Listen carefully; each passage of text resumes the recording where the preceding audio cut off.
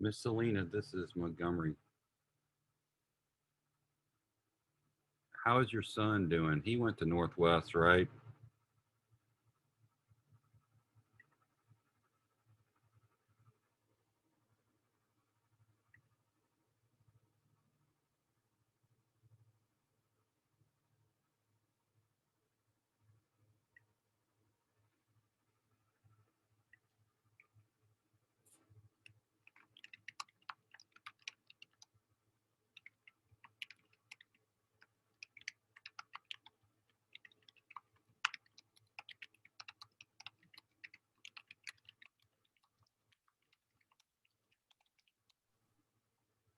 Did you hear me? No, ma'am. Oh, I was muted. I'm talking away and wait. And then I was like, wait a minute. He's going to Southern Miss. He goes Tuesday and is on ACT, full tuition scholarship. So that's super awesome. And he got into honors college. Yeah. Hey, way to go, Mom. That's the Yeah. So, that's the good dorms at Southern. yes, yes, it is. So yeah, he's pretty excited. He's got a roommate from Fairhope, Alabama, Nice. and he went down and visited with him several weekends ago, just so they would know each other already. So yeah, I'm so proud and happy and excited for him. The first several weeks are virtual, and so but he's got science labs that we're not sure exactly how that's going to work yet, Right. um, and then honors college stuff. So we're going to go My ahead and son take was a PE major at Mississippi State, and you can't do petroleum engineering labs remotely. So it's been a real. He has not enjoyed that, I can tell you. so what did happen with him? Well, he's at home now, Uh-huh. actually, and so uh, not real sure. He's like, I can't do that. I Yeah. need, and so not real sure what those options are going to be. Yeah. Well, he's And Miss doing. Jeanette's going to be unhappy with me because I forgot my homework. I feel like Oh. Miss Miss Jeanette. I can't tell you that the dog ate my homework because I don't have a dog. Hey, honesty is, that's a good character trait. Now, Montgomery, don't you're going to start this meeting off on a negative note? How terrible! I am, but How and you'll find this terrible! funny. You'll find this funny. I do have a note, Oh. Oh, good. So a you're Federal trying to Reserve redeem note. yourself. See, I That got a is Federal so Reserve good. note. Oh, I Well, love that's about halfway made up for not doing your homework. it. Just halfway. You'll have to do something else. That's okay. I'm used to being in Remediation. timeout, detention, those kind of things. I was the kid that spent the entire fifth grade in the corner. Oh, Well, goodness. probably because you didn't do your homework or something. Um, yeah, and actually, I've found some really great skills in the corner in fifth grade. I found out that writing "I do not like school" 500 times actually teaches you to be a better writer. And then when they said, "Oh, he's the weird kid who likes to read," it actually turns out that it helps you in life. So Yeah. my my fifth grade teacher really helped me out a whole bunch. So all you fifth grade teachers out there, thank you guys. So yeah, y'all set me Uh, up for life. Montgomery, have you seen a lot of comments lately about, because of all the bad stuff going on in the world, how the old school of you've been in trouble was more effective than the new way of timeout? I mean, maybe you can Hey, dispute that.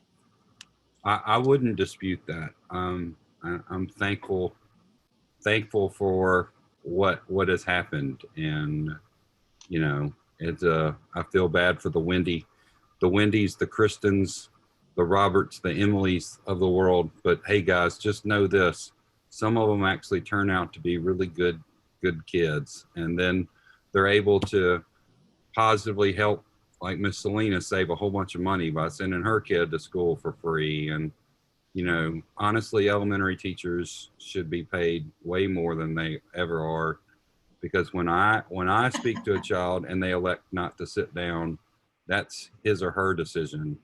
You guys, it's a whole different ball game.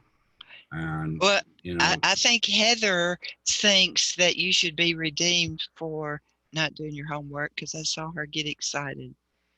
I did build She a liked the tower though. comment about getting paid more. That's what she liked, I Right, that's think. I think that's when she got so excited. Opportunity, encouragement. I was just offering that to him. I just wanted him to be encouraged. It's okay. And I fully expect that I will be putting in the corner timeout or whatever. So I printed an ACT test that I could sit and take while we're doing something when I'm in timeout. Okay, Selena, it's 9:02. Okay, so yeah, I'm still letting people in, and I see Alex on. Hey, Alex. So you are welcome to stay all morning. Just at YE won't start until 11. So, but you are welcome to be here as long as you want. So Appreciate it. I Well, might be in and out, so. yeah, totally your choice. Y'all will hear from Alex and see him more at 11 o'clock when YE is presented. But yeah, let's go ahead and get started, and I'll continue letting people in. You know, it dawned on me yesterday. I'm not sure that did I introduce myself or did I just start talking? I don't remember introducing myself. It's weird how like you're just getting ready for work in the morning, you have all these random thoughts. And yesterday was a little odd because we started with SmartPath and then came over to this. But in case I did not introduce myself, I'm with the Mississippi Council on Economic Education and have the great honor to be the president for that group. And we have a mission. If you are new to us with this training, I know some of you have been active with us for years, but our mission is to increase economic, personal finance, and entrepreneurship literacy for students in Mississippi, K-12 students through professional development for educators. So that's what we do, and we work all over the state. And we work kindergarten through 12th grade with most of our work being focused on middle and high school. And, you know, it just dawned on me as the summer went on and we had created this, you know, Jeanette worked like crazy in June on our master teacher personal finance class. So I couldn't have asked her to do anything else in June. And then she needed a little bit of time to recover from that. And then we made this nice partnership with YE. And then the webinar popped up for SmartPath. I was like, oh, we need to do something for the elementary school teachers. Why have we left them out of the equation this summer? And it makes it so much easier because we can do this virtually and y'all don't have to physically be, you know, in Jackson where we're located. So I'm delighted to have all of you with us yesterday and today, and we'll continue to try to pay more attention to your needs.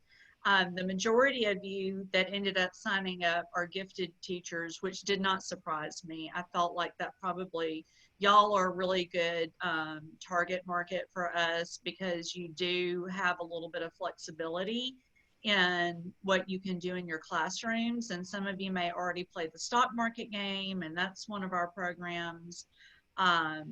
We did some ME competitions, meaningful economics and entrepreneurship competitions several years ago, and it was a big draw for the gifted teachers and students. So anyway, just happy y'all are here. Today, Jeanette Bennett will lead the first 2 hours. And Jeanette, I know you're going to build in some little breaks for them during that time. And then that last hour, we'll do YE.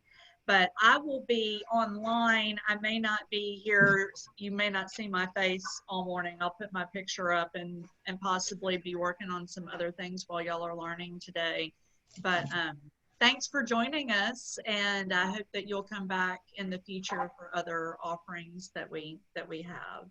So with that, Jeanette, I'll turn the floor over to you.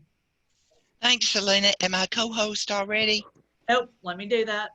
We'll do Thanks for the that. reminder. Okay, now you are. All righty, good. Thank you, Selena. Now, everybody, didn't we have a good time yesterday? Unmute. Yes, ma'am.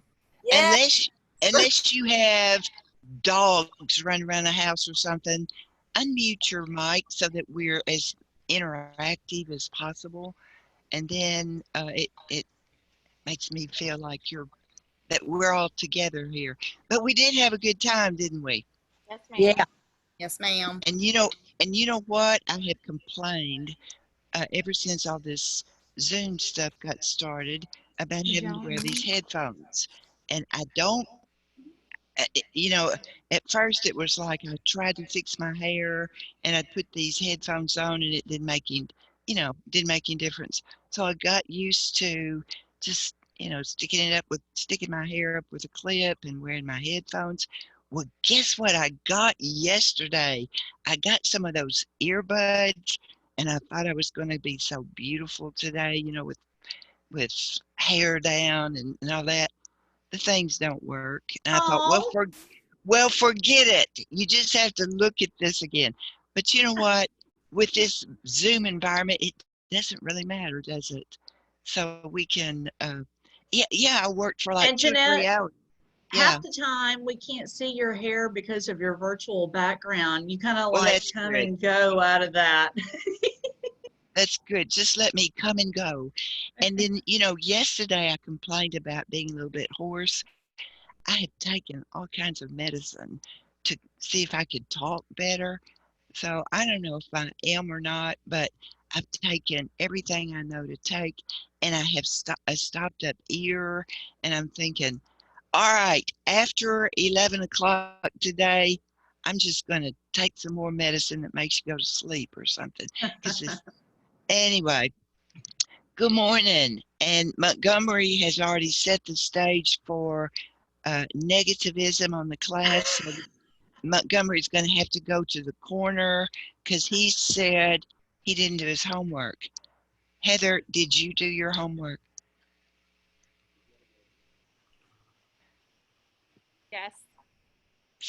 Montgomery, look how much. I mean, she's already got a star by her name today. Heather, tell me what you learned from doing your homework. Well, it confirmed some of the things that you had said earlier about Benjamin Franklin. And to be honest, I did. I watched the wrong one first, and then I watched the right one. I learned about how Abraham Lincoln started the Secret Service. Just hours before he died, he signed the bill for that, and learned that there were over 8,000 forms of current organizations issuing currency before the Civil War, and that Benjamin Franklin, he printed money for when he was only 25. He printed money. Thank you. And that's kind of like a rehash of some of the things we did yesterday for adults. But what you were watching last night was a little podcast for elementary students. And as I was saying yesterday, one of the concerns that I think is important in teaching is that the kids learn to listen. They don't pay attention. So even though I'm not crazy about podcasts myself, I think they're good to teach listening skills. So Montgomery, just think you didn't even know all that stuff that Heather just shared with her until it's all your fault because you didn't do it. All right. So anybody else have any comments about your homework? This is not about the homework, but something I learned yesterday was the I know I'm not going to say the right thing, the zoning, I guess, the districts. Yeah. And yeah, districts. I got a 20 yesterday that had the L12 on it. And I was like, hey, that came. Oh, and yes, yes, yes. Isn't that exciting? And to think that, you know, um, I told you yesterday I taught everything, and so that means I've been around a long time. But I have to tell you this, that a long, long time ago, when I graduated with bachelor's degree, I took 6 hours of Plano economics Mhm. as an elective because I thought I don't need that stuff. But I had a new baby, and I didn't want any courses that I was going to have to go to the library and do a bunch of research and all that stuff. So I took 6 hours of economics so I could just memorize that stuff. Just memorize it and take the test and you be done with it. But then I was surprised. Later on, my first graduate hours, I also took in economics, only because as Selena was talking a while ago about scholarship stuff, there was this deal where you could go for 3 weeks all day long, and the school district was going to pay for your tuition. You were going to you were going to get 3 hours of graduate credit. And I thought, well, I don't need that economic stuff, but it's a no-brainer. It's a free 3 hours. So that's how I got in it the second time.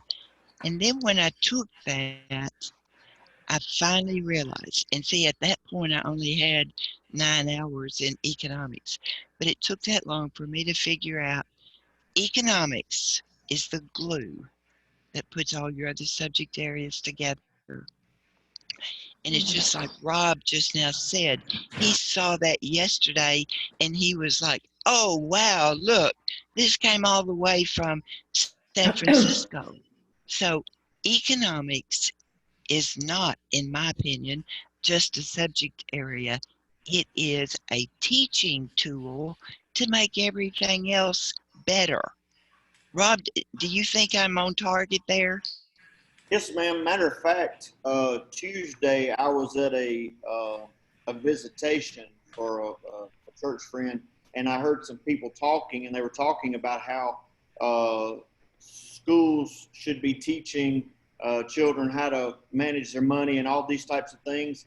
And I stepped in and I said, "Well, I'm gonna be part of a training this week to help bring that into my schools, and others will be doing too." And they were like, well, that's awesome. That's cool. So it is a well-needed thing. Well, it is. And you're talking about content, and that is very important. But I'm also saying it enhances learning in reading, writing, arithmetic, art, everything else that you would be teaching is enhanced if you can incorporate the economics, because it brings it to the real world. Just like, yesterday when you saw a 20, it was real to you. So anyway, enough of the preaching. I'm going to pass the offering plate here in just a little bit. So, uh, so I'll move on so you'll put a lot in. Anything else from homework? How about you, Liz? I did it fairly quickly because of, working and trying to get everything ready. Thinking school was starting Monday and then they postponed it. So it was definitely interesting to see how we can just tie this in with the general things that we teach. And right, and think about critical thinking skills. Teaching kids how to think. So, all right. I have a personal second grader and sixth grader, and I think they'd both get stuff out of it. So it's cool that it spans that wide. And the last part of my sermon here is, we're not teaching for the four walls of a classroom, or even through the purpose is not just for the subject area that we're teaching. We are supposedly working for the goal of preparing students for life after school, life after they graduate. So that's where the economics comes in. It's glue. It puts everything together. So if you'll let me, I'm going to share my screen. Miss Jeanette, I just have to say, I am an alternate route teacher. Before coming into teaching 12 years ago, I was in insurance and financial services. And I cannot tell you how true what you're saying is, that we are preparing kids for life. And I think that is sometimes the biggest thing, that teachers miss the big picture. You know, you're not preparing them for that test at the end of your school year. You're preparing them for the rest of life. And Alicia, that's exactly what I was trying to say, and you said it so much better. But think of economics not only for the content, but as a teaching tool to make education more, better, and more far-reaching. All right, y'all. We're going to start here with, I've got my timer set, and I've got 9:18. And aren't we having a good time already? Yeah, sure. You know, it's amazing to me that, you know, the day before or the week before something, I'm thinking 2 hours. Wow, 2 hours. And then the first thing you started, and I'm thinking, hurry up, Selena, get through talking, because it's already 9:05. And, you know, the first thing you know, it's like Selena saying, your time is up. And I can't believe Sorry about that. when you're having, and that's where this, when you're having fun, time flies. And this is the same thing with teaching in a classroom. I remember thinking, you know, when I got, and I did teach for a number of years, when I got to that classroom, regardless of which grade level it was, do you know, I hate to say this, but I didn't know anything else in the world existed. You know, I could be at school teaching whatever, and I wasn't aware of all the dust on the shelves at my house. It never occurred to me because we get so involved that it takes over. So we're going to be talking today about free resources from the Federal Reserve. And first thing again, I got to do this disclaimer, which says everything I say today may or may not be representative of the Federal Reserve System. But after joining me yesterday, you know, I didn't say anything dumb, stupid, or wrong, did I? All right, y'all, I'm looking. Did I? You're supposed to say, no, no, no. I didn't hear you say anything dumb, stupid, or wrong. Well, good, Selena. And I see a lot of people have their mute on. For real, it's easier if your house is quiet to not be muted so we can talk more. Okay, let's see. Every time I do this, why does it want to hang up on me? It's hanging up on me. It did this yesterday. Changing your screen? Okay. Yeah, here I am. Okay, so let's start with, you know, yesterday we mentioned some things that we may be reviewing today, but the first thing is the stlouisfed.org. Look at that website at the bottom. You know, before the class started, I had you get a teacher account set up, and you did that, and you have your password.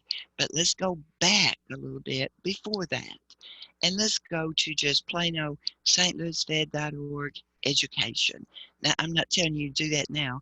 I'm just saying that's where it all starts. And when you click on over here where home is, you're going to see that this page comes up, and it's got all of this filtering information here. You can go elementary, middle, high school, college, or whatever, or you can type in the name of a particular resource. And the reason I'm showing you this is because what you signed up for is this teacher portal up here for Econ Lowdown, but we don't need to overlook, we have a whole bunch of other stuff that's print lessons, and you know, there's a lot of elementary literature, kid lit lessons, a whole bunch of stuff in there that you might want to review And then, of course, we get to the online that you have already got your password for. But the teacher portal is online stuff. All this other stuff down here that you can search is everything. You know, you might have a lesson on A Chair for My Mother, or Alexander Who Used to Be Rich Last Sunday, and these are print lessons. Okay, so you've already done the instructor login. Now, today we're going to learn more about what's in that instructor login. I had you look for your homework at two of the things that are in the resource gallery. And that's two of the things that you will be able to add to your online course. But the first thing you'll want to do in the Econ Lowdown is set up a classroom. But now when it comes up after you're registered and after you have your password and say I'm registered and this little message is here, and notice at the top is My Classrooms, Resource Gallery, and then at the bottom it's the same thing. Well, I don't know why they did it that way, because it doesn't matter which place you go to. I didn't do that. So it's just both places, I guess. If you miss it here, you can see it down here. So My Classrooms is the first thing that you'll want to do. Now, we'll look in a minute on that. I've already got one set up for today. But right here is if you wanted to add in, I did these as screenshots just in case, you know, technology sometimes doesn't work. So I did these screenshots just in case. To add a new classroom, all you do, give it a name and when it's going to start and when it's going to end. That's important because this was a class I set up back in July. This free resources class, it's gone. Students will not have access to it now because the ending date is there.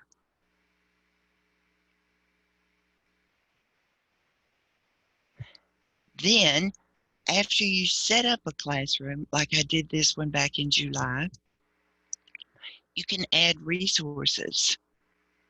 But first of all, you can add the students who's in your class. So in this class on free resources that I set up back in July, I had to add some students. Now you can do that in two ways. You can do it with Google, and what that does is you're going to have, the kids all have to have a Gmail account, and then you give them the code and they're going to sign into your class that way. Or you can log in and you put them in there by hand, or you can import their data. But it's easy. All you got to do, first of all, create an account. You've already done that, right? Yes. And then today we'll be learning setting up a classroom, how to add students, how to select the resources, and create the syllabus that the kids will receive. This is what you've assigned them to do. And then you're going to be able to track their progress. Okay, so questions so far? That's an overview. Questions so far? Okay, I'm going to stop sharing. Then we can go back to that at a later point, but I'm going to share the real thing here. Online, where are we? Right here. I'm just going to stlouisfed.org.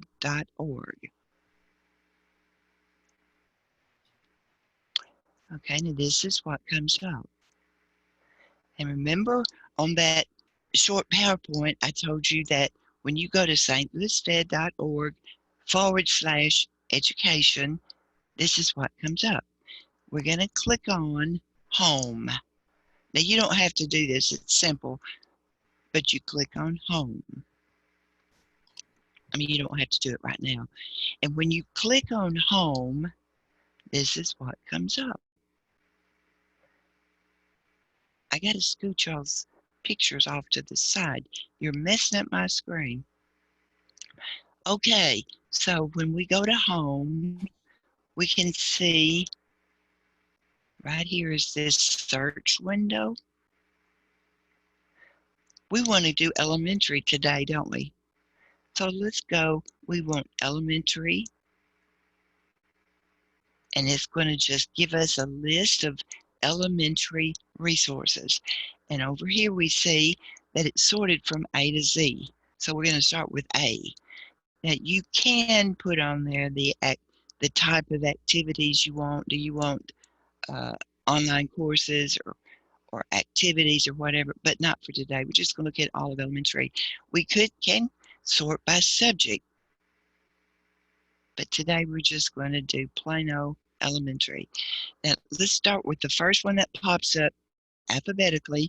It's going to be from the children's literature book, A Chair for My Mother. Are y'all familiar with that book? Who's familiar with that book? I feel like I've read it before, but I can't think. I've seen that cover before. I just can't remember what it's about. It is a wonderful book that it teaches so much. It's a story about how their house burns and the mother works as a waitress. And then, mama's going to work every day trying to earn a living, but their house burns and the furniture is all destroyed. And the little girl starts saving her money to buy her mother a chair because her mother is so tired when she comes home from work. So it teaches so much. But you can download the lesson right here and see what it tells you to do. You can download if you have, any of y'all have smart boards nowadays? Yes, ma'am. You do? Do you still use it a lot, Catherine? Do you use it a lot? I know, it was kind of a trendy thing, wasn't it?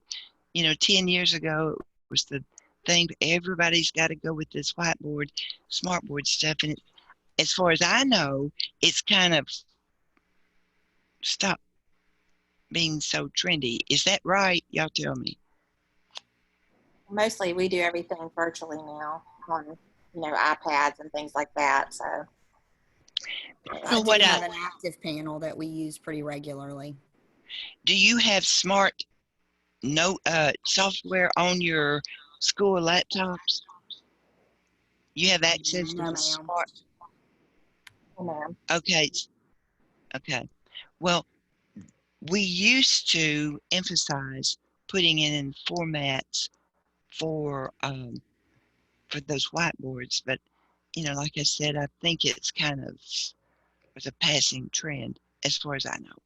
But now we also have created some Q&A to go along with stories, just in case you did this for a homework assignment, like read the story, and the parents are not familiar with the story. So this is like especially for them. Now here's a lesson on Alexander Who Used to Be Rich last Sunday. You can see the same thing applies there, where you can copy the lesson in PDF form. There are whiteboard lessons that go along with it, and Q&A. You know about Beatrice's goat? Anybody know that story? No. These are sometimes in the library and sometimes not. Now this is one of my favorites. Most everybody knows about because of Winn-Dixie, right? Yeah.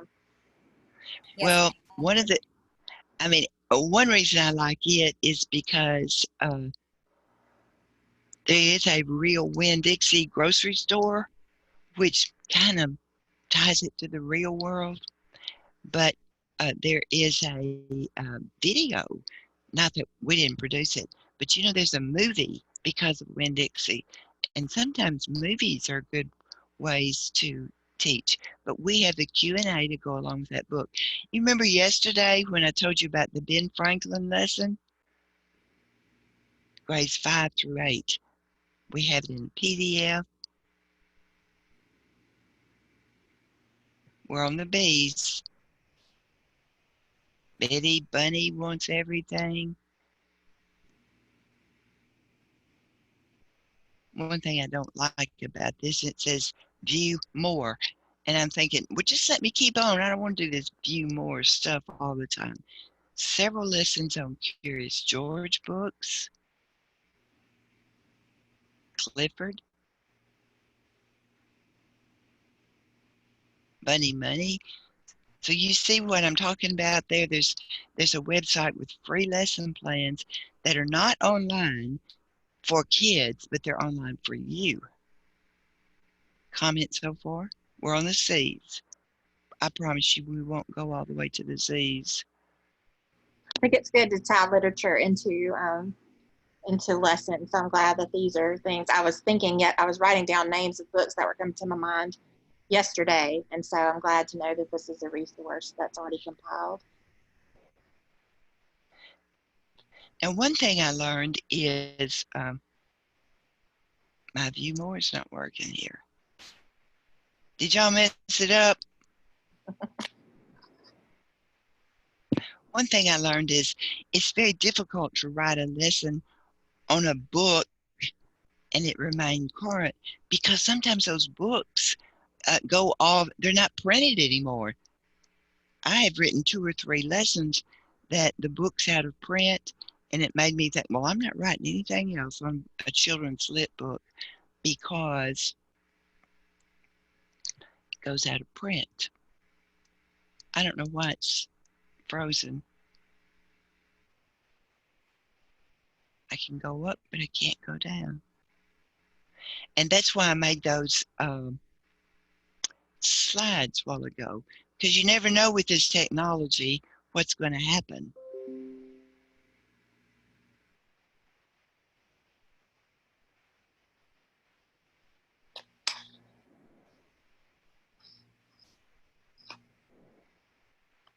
Or do you don't ever have problems with technology?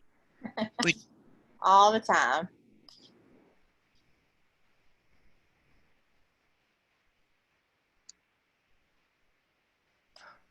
Well, I don't know why. I'm gonna stop and start all over again. Is that okay with y'all? Yes, ma'am.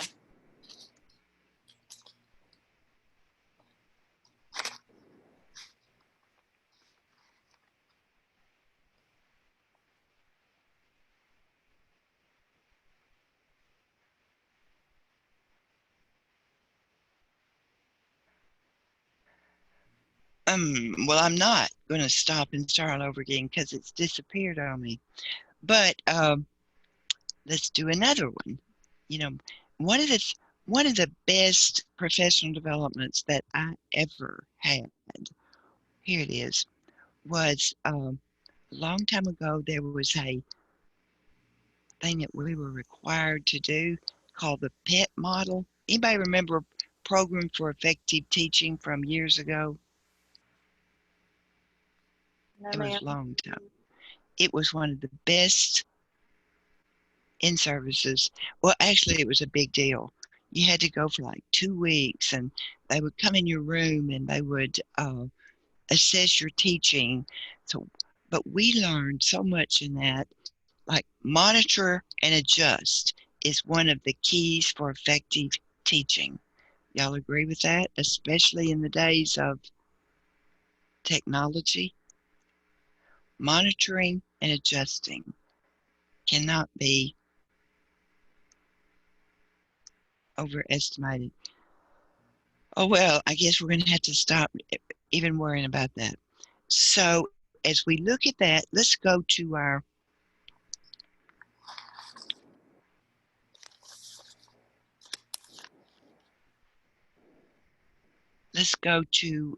another site.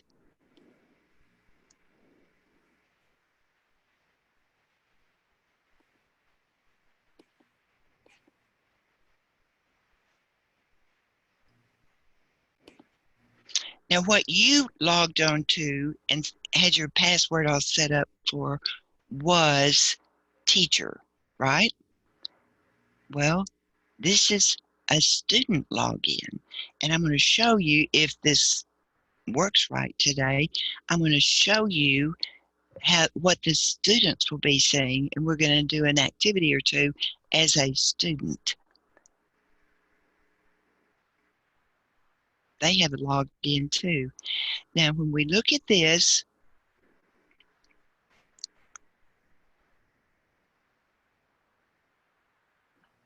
let's do the elementary filter again. Let's see what happens this time.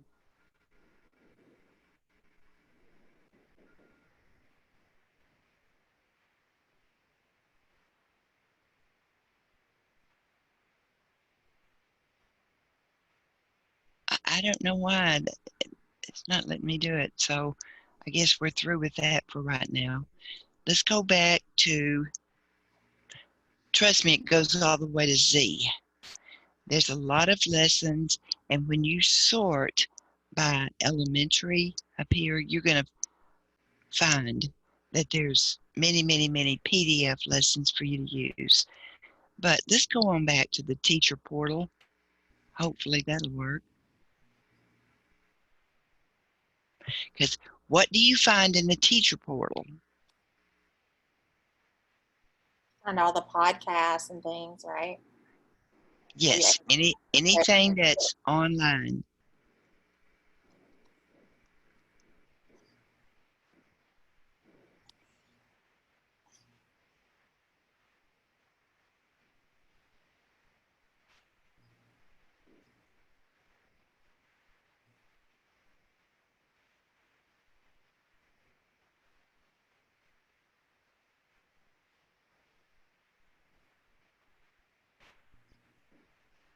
Montgomery, are you paying attention since you didn't do your homework?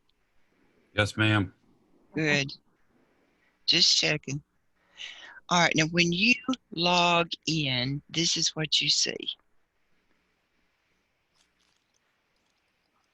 And it says, please enter a valid. So I did something wrong.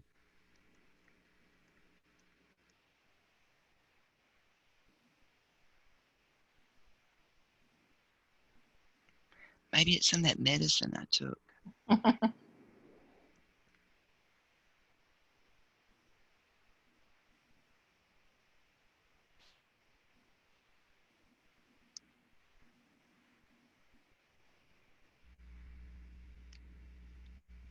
No, I got it okay this time. Now, one of the things, now y'all know how to do this so far, right? Everything up to this point, you know how to do. I bet you overlooked right up here where it's frequently asked questions. That's one of the most important things for you, because let's assume that I do some bang up job today of showing you this. I'm going to be gone after 11 o'clock, and you're going to be thinking, I don't remember how to do that. This is one of the best things on here. I'm going to just scroll down, and it's how do you add a class? How do you add students? How do you delete students? What's a syllabus? How do you add, what browser should you use? Don't use Explorer. And see, sometimes our stuff was written, I mean, for so long I used Explorer. Then we started having these problems with it not functioning right, and we were told to move to Chrome. So Chrome is usually the one that's recommended now. Do you see all this stuff? How do I? How do they retake?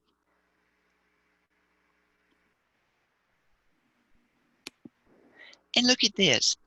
What does it mean to have my students log in with Google? Well, that's kind of vague, you know, unless you're really up on things. It says, it tells you all this.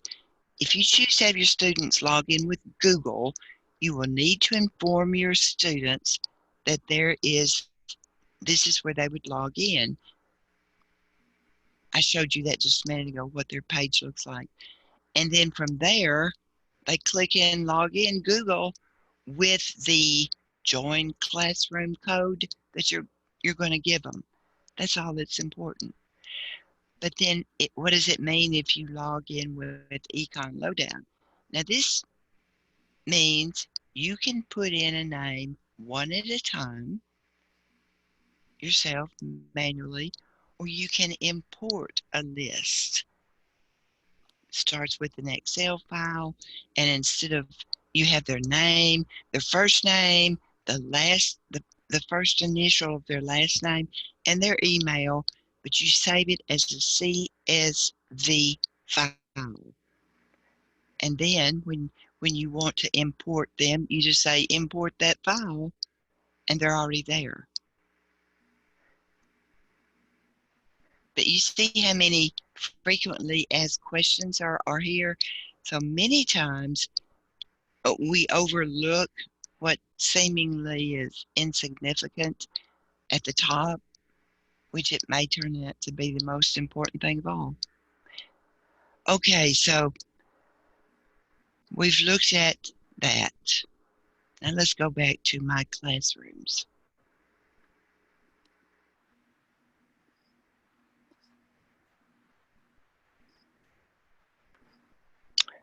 Now, look, I created as a class, never too young. But let's practice. Let's say we want to do it from the beginning. Let's add a new class. All I've got to do is click Add New Class, give it a name. I'm going to name it Never Too Young 2. And this is second one I've created. When is it going to begin? Let's begin it yesterday. And let's end it Monday. And this can be for the whole semester, or it could be, just for a special class that you want them to finish up in a month. Anything hard about that so far? No. Heather? No, ma'am. Now we're going to create it. Now you see over here in this window, now I've got 3 classes. One was for Arkansas history, one is Never Too Young, and one, okay. So which one do we want to work with right now?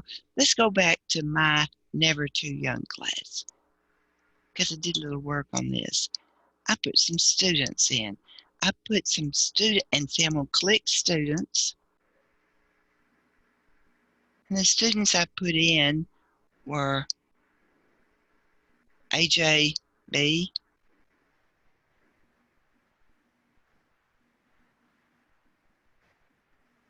and Jeanette Bennett. Wonder why I chose to do that. To do the last initial? Yeah. And see, I put Jeanette B and AJ B on both of those. I set them up manually, just like this. Add new student. I want to add 1 or 40, 25, and I can do all, the number I need. So let's add, I'm going to add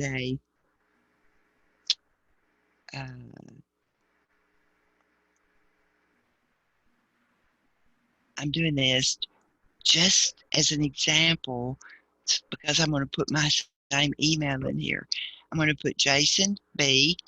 But now this is important right here. If he's 13 years old or older, the system will save the email. But you can't collect emails on younger than 13. So that's probably going to mean that most of you can't collect the emails. But I'm going to put my email in there.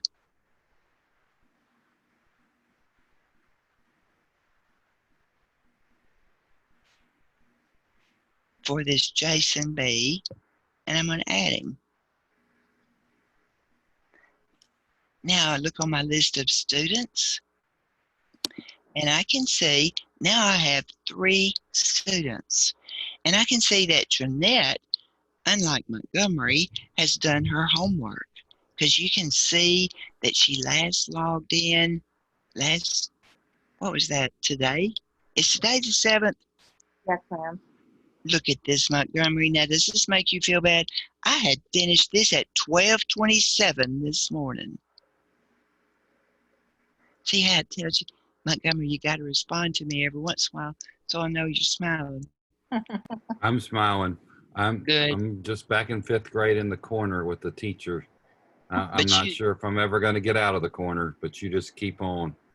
So it allows Miss Lander and Prince and everybody else to have a little bit of fun. So I'm good. We're not It's okay, having fun. Montgomery. It's okay, Montgomery. It was me yesterday, so it's your turn. That's right. And if I had, maybe I can pick on Becky. You want me to start on you today? No. I'll take one for the team. Stay on me, coach. Oh, martyr. Okay, but you see how in this class, Never Too Young, I've got 3 students. And each one of these students, you see they have a code and a passcode. And you can see that that student hasn't logged in. But the good student, Jeanette, has been working diligently on hers. And I can see that. Okay, go back here. On AJ, I can email the student login information to AJ. That's all I got to do. Click on that envelope. AJ is going to get this password and student code. I could just print it off and give it out. Print out AJ's and say, here it is. Don't lose it this time. And let's say I had made a mistake. I could edit AJ. Like maybe I've got the email in there wrong or something, because you can make mistakes. Now up at the top, remember you can add a new student, because you know how it is. You always get a student added 2 weeks after school starts. You can print all this login information, or you can email it. But one thing I found out the hard way, and that's how many things are learned, through the hard way. When you choose to do this econ lowdown, where you either put them in individually or import from an Excel file, you have to do the whole class that way. You can't go back later and say, oh, I want this one to be Google login. You make that choice when you add students to start with. Does that make sense? You can't go back and forth. Yes, ma'am. Okay. Miss Jeanette, one thing just Uh-huh. to point out, you were saying you could email, but if you're in elementary, I as know. you did, they won't be able to do that. So They're going to have, but if they are at home working online, you could have the parents give you their email, so you can email assignments that way. Yes, or like if you had a learning management system, you could just post it in there. that's what I was gonna say. They can post it in Google. Yes. Okay, so let me show you. I have assigned this class some stuff to do.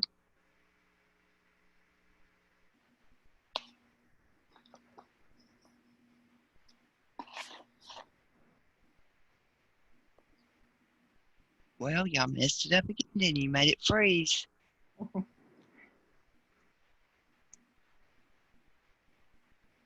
Let's go to another class and see if it's frozen.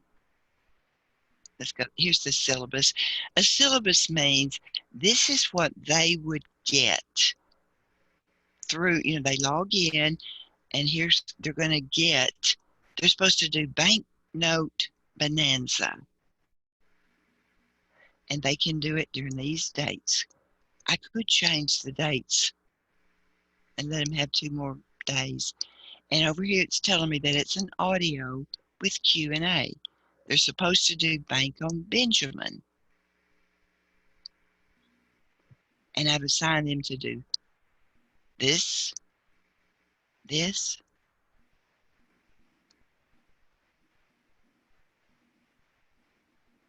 So I've given quite a few assignments, haven't I? Now this is from the teacher portal. So let's say we want to look at that. Explore Economics, episode 3.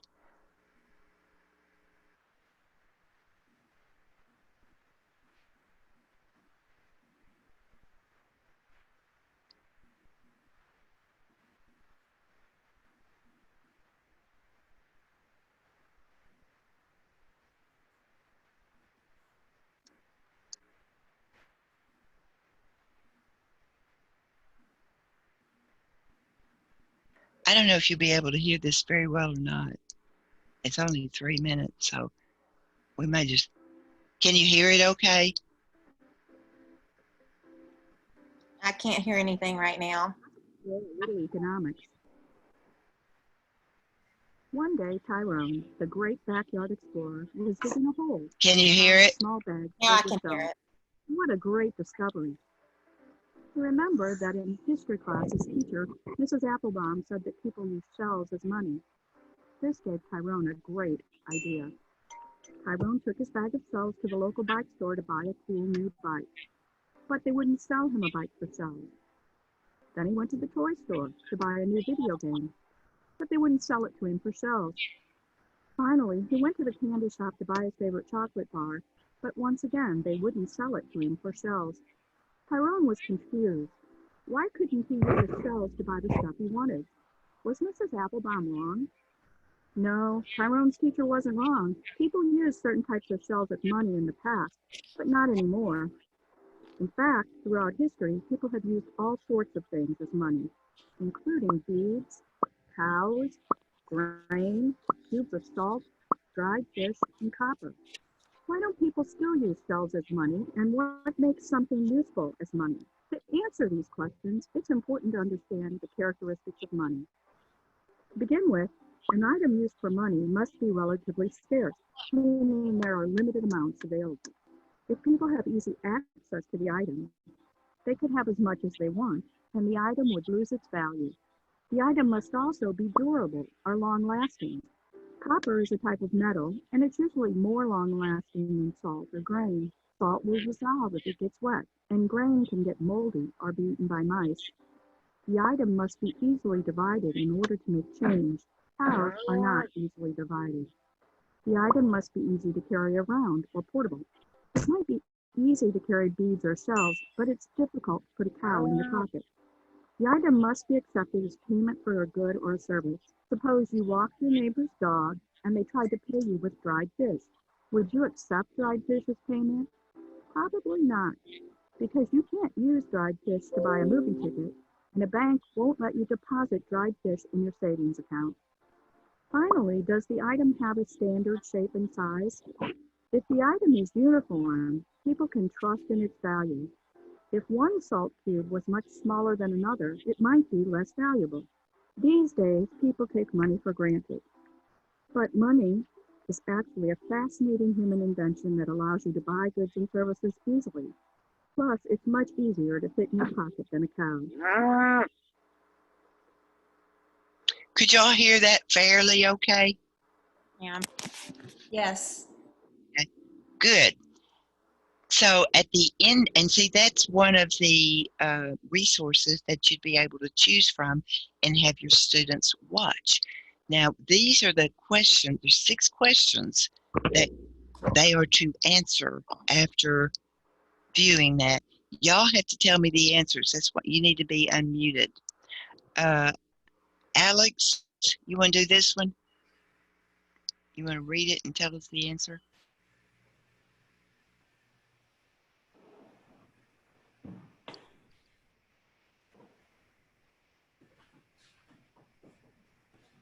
Okay.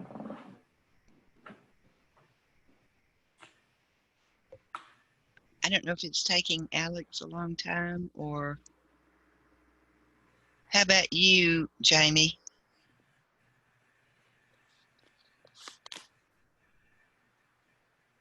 An item used for money must only be available in limited amount. If it's available in large amount, it would lose value.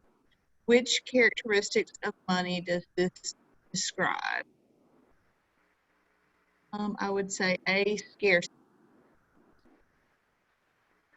Okay. Now, if you were, see how they give you immediate feedback? Yay, Jamie, got it right. Let's go to the next question. I'm gonna give this to Emily.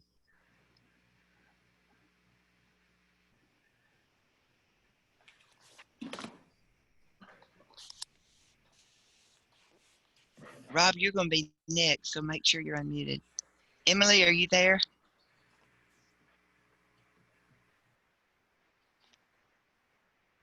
Well, let's try Jessica. Are you there? I'm here. All right, Jessica, you get the opportunity to answer this one. Okay.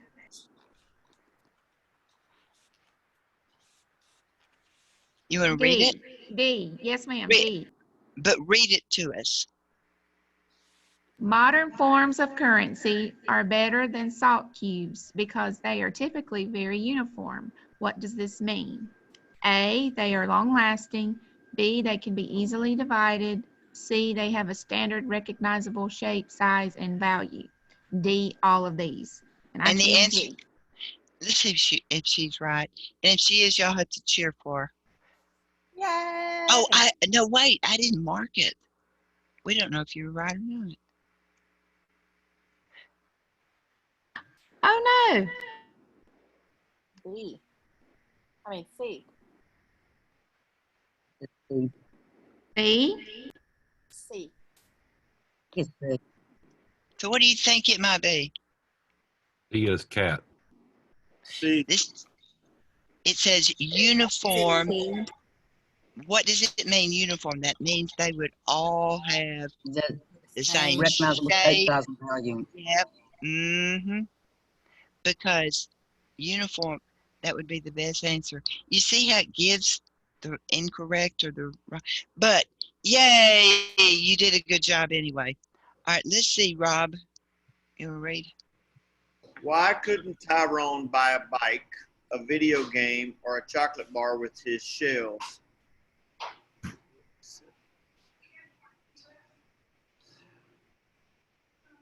A, Let's see if you're right. If he is, we have to give a shout out. Yay! Yay. But you know what? He got one that was pretty easy too, didn't he? I mean, you know.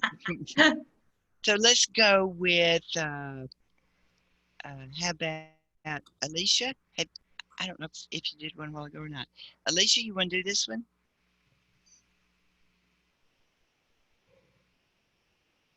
Alex? Heather? Cows are not very. A, easily divided. B, portable. C, both A and B are correct. It's C. You think it's C? Yes, ma'am. Okay, let's see if Heather's doing a good job. Shout out! Yay. Yay! Talking and I was on mute, so I'm sorry. Okay, this one is for Becky. All right, throughout history, people have used many things as money, including beads, cows, dried fish, and copper to buy goods and services. So you have true or false. True. Y'all ready to give her a shout out? Ready. Yay! Yay. One more question for, do we have Audrey here today?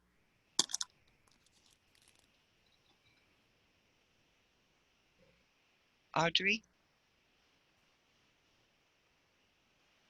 Okay, what about Emily?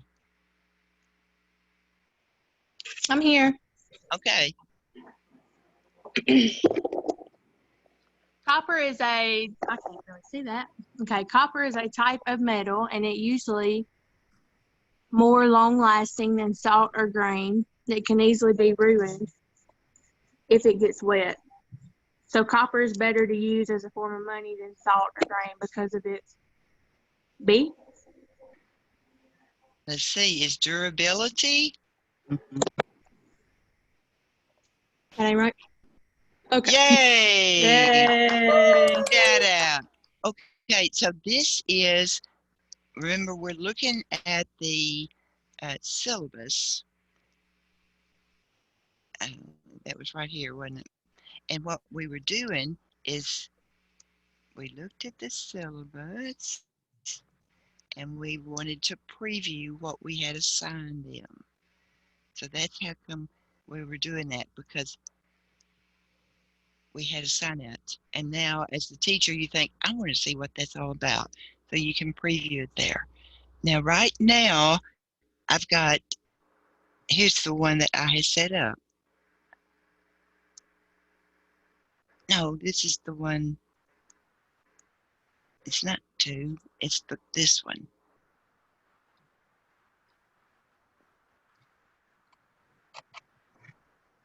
Okay, now on the syllabus for the one I had set up, you can see there it is. And we just previewed it by clicking on this. Miss Jeanette, you're frozen. I don't see anything. Really? I see it. Yeah. There it I goes. don't- There it You goes. got it? What are you seeing right now? The syllabus that says never too young, and you're scrolling. Right. And you Okay, have all good, the good, different. good, good. Okay, so that's what we just viewed. Now let's see. I'm going to go back up here and I want to see if anybody's been doing this. Students. I'm going to check all student progress. And I'm going to come up with AJB. Remember that was one of my students? Of all the stuff that I've assigned, I hadn't done anything there. Hadn't done anything there. Hadn't done anything there. The dog probably getting their homework or something. This person, Jason B, has done nothing. And see, everything on that syllabus is listed here. But look at this star student. She has done, you're supposed to smile when I say this, she did a pretest for one of the things on that syllabus for Currency Academy. She made 90%. She's completely finished it. And she got 10 out of 10. She got 100%. Isn't that wonderful? Yay! Yay! But now look, who is laughing at that? I worked hard to get that progress.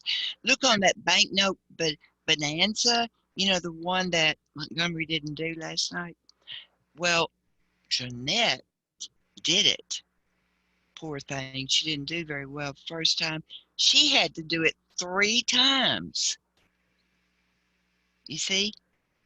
And she was a good student though, because she kept on working. First time she didn't do good.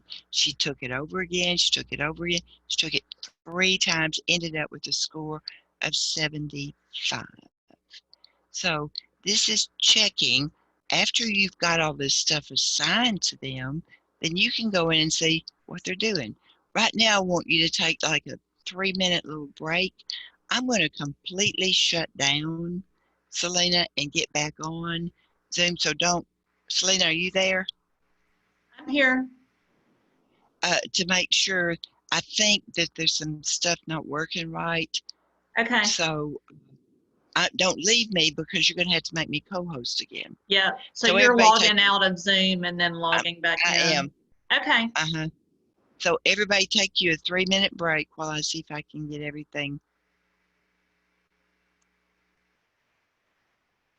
While Miss Jeanette's doing that and the rest of us are on, I'm gonna ask everybody a question, see if you can help me out. So when she was doing the books, was that also in the econ? Am I missing that? I don't know where to see the books. Hey, Alicia, is that you talking? Yes, ma'am. Ask me when I get back on. I'll tell you. Okay, thank you. You're welcome.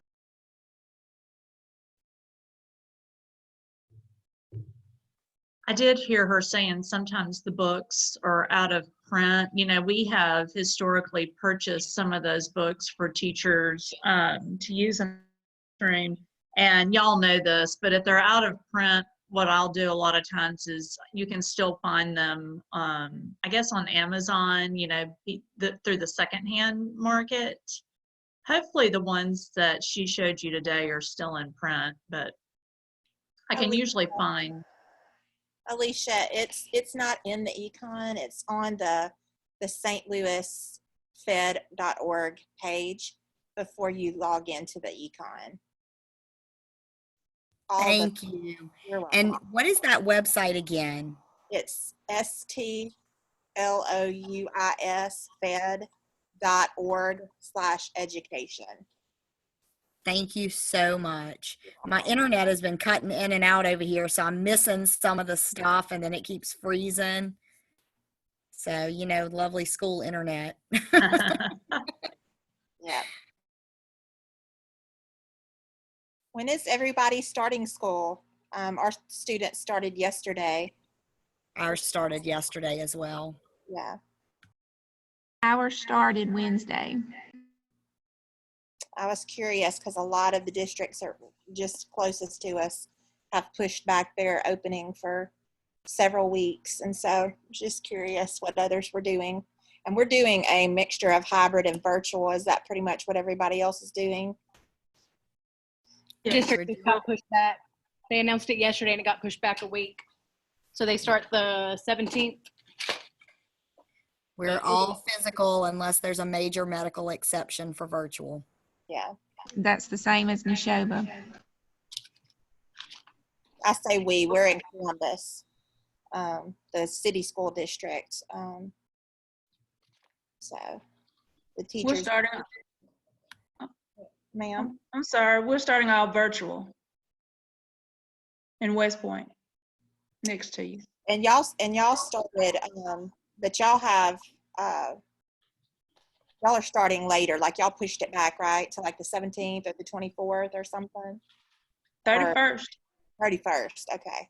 I knew that Starkville, Orange County, West Point, Starkville all had pushed it back. So Aberdeen. But we're starting later because they're getting us all computers to work from home. That's awesome. That is awesome. I heard it. Yeah. Huh? It took a little longer than they expected for the computers to come in. We were supposed to start on the 17th, but we had to push it back so everybody could get their computer. That's smart to get that infrastructure going. Is there anybody on here from Jackson Public Schools? No, okay. I'm curious, you know, they've gone completely virtual for the whole semester, and I'm just curious what they're doing. Like, are they giving laptops to all the students? Well, I think I heard, and maybe I'm wrong, I've been in so many different meetings, but that in October, they're supposed to like release the funding for all of the students to have laptops, and the money's already been assigned, but just not released yet. So hopefully that's going to happen. For all the districts that need it? Right. Yeah. Right. Yeah, a friend of mine, another teacher I work with, said she read an article that the entire state of Mississippi was provided money for every student to have a device. And we're like, well, we haven't seen that or heard about it. You know, so it's like, yeah. It was supposed to be like released in October, I believe. It's part of the COVID funding, I think, that the state directed for that purpose. And it's coming through the Mississippi Department of Education. I did see the other day that of the COVID funds that were coming to the state, MDE was getting like $20 million of that. So, Oh, Selena, I'm back. Can you co-host me again? yes, ma'am. All righty. We'll see if it works better this time. You know, sometimes just shutting down and starting all over That's again right. solves a lot. So we're going to start again. Y'all took a break and you're all rested, right? Right. Yes, I am. I can see that Heather is rested. Okay, so let's go to back to that instructor page. All right, so the first thing can you tell me one thing we've learned about this page? When you first log in, tell me one thing that you've learned. Anybody? How about, is it Daisy? Jamie? Catherine? Rob? Did y'all all leave me? How to set up your classrooms. That's what I learned. Who are you now? I can't see. Sylvia. Sylvia? Yes, I'm Well, eating my thank you. breakfast. I'm eating my breakfast. I apologize. I'm not on the gallery yet. I'll Oh, be that's great. That's great. So, anybody else tell me one thing you've learned about this, having this account? How to access the frequently asked questions. When we don't Good. So let's go back to my resources. My classrooms. And this better be working. Yeah, it is. Okay, so right now I've got 3 classes. This one we just added today. This one I already had added for you. So let's keep reviewing it just a little bit more. So we've got a syllabus with a whole bunch of stuff there. But let's say I decide, hey, I want to add something more to this syllabus. I've got 3, 4, 5, 6. I want to add something more. So here's what I'm going to do. This is the one I already had set up. All right, I'm going to go to the resource gallery. Here's my list of stuff I can add.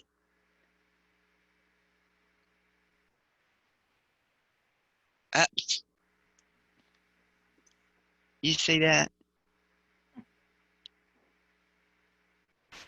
It happens to the best of us. every day. Usually right in the middle of a class too. Well, Always, like right? Or like walk about by like with virtual right when their parents are right beside it. Like, let me see what you're doing. Thanks.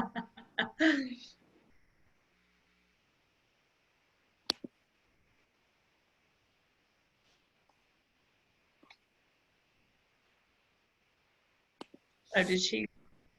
now I'm Oh, trying you're to still there. You're still there. trying to get it back up.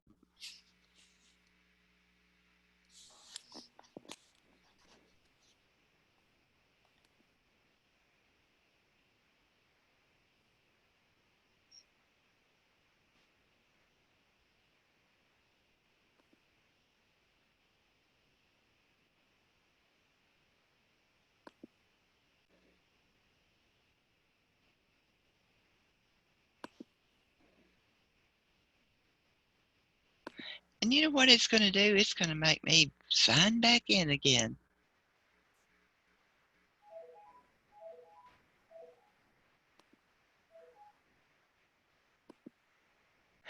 While I'm doing that, do you see up here at the top where it says, are you a student? There's a student login right there too. That's going to take this. That's where the students would be able to see the assignment.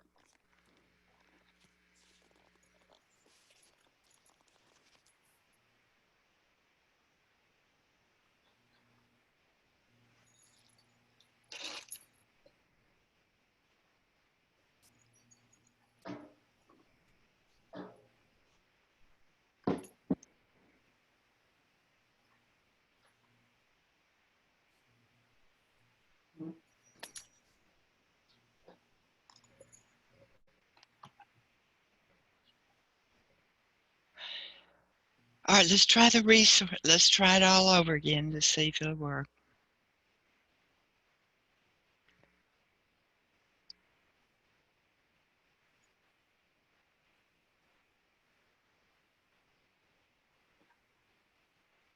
Do you think there's something wrong with the atmosphere today or something? This is more trouble than is usual.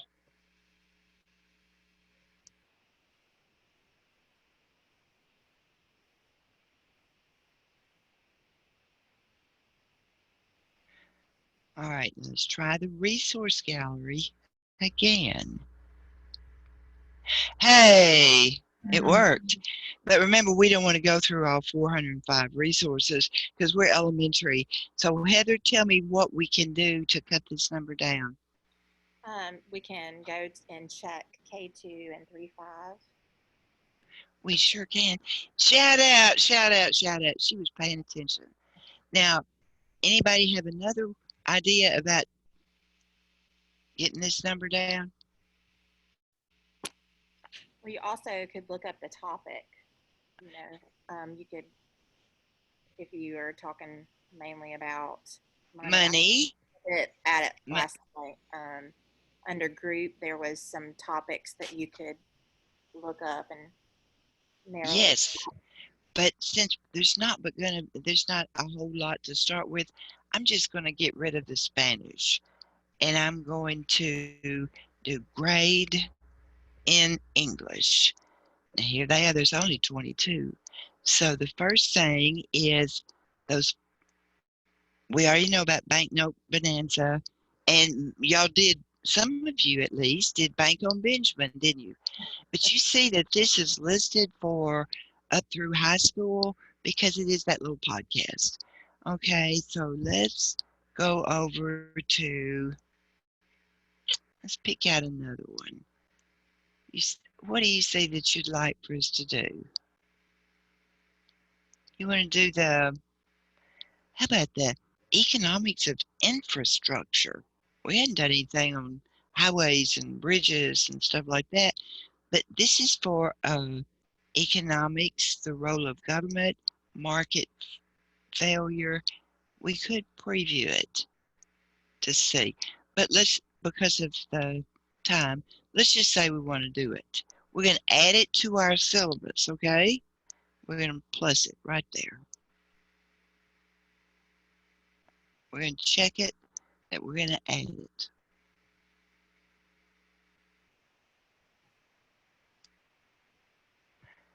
You want to do another one? Just for fun, you want to do we're not going to do it, but you want to do the magic behind ATM? Let's play like we want that on there. Okay, so we chose 2. Okay, so let's go back to my classrooms.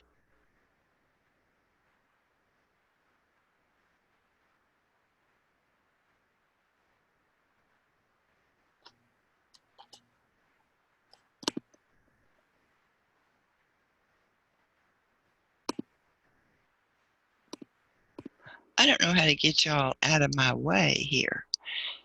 But you see right now when I go back into this classroom, it says your syllabus will be auto-saved. But it's saved, but you're going to have to publish it before it's going to show up on I'm in the wrong one. Before it's going to show up for the students to see. All right, right here. It's on my list, but the students won't see it until I publish it. And when I publish it, that means it's official and the students will see it.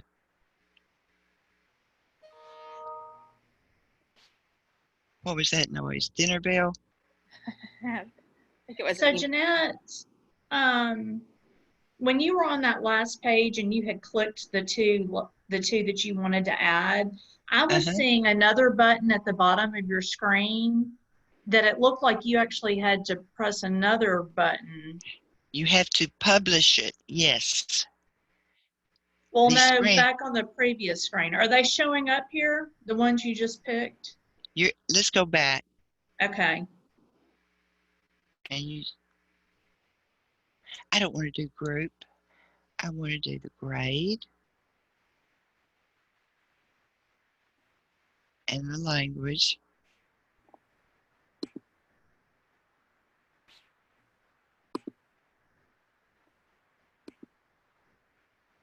And I want to choose, I think we did the infrastructure. It won't matter what we do, just so we can know how Yeah, to just pick a do it. couple. Let's do this one. See now That- down, okay. yes, add to you classroom. add I to didn't classroom. see you click that before. I may have skipped Okay. that. Okay. But you add it to classroom. Now, you know all of those classrooms that I had over there? Which one did I want to add it to? I'm going to Never add too it. young too. No, I'm going to add it to the one Oh. that's already created. The Never Too Young 2 is the blank one that we just Yeah. started today. Now, it's added to that classroom. Thanks, Selena. And then when I go to that classroom, I'm going to publish it so the kids can see it.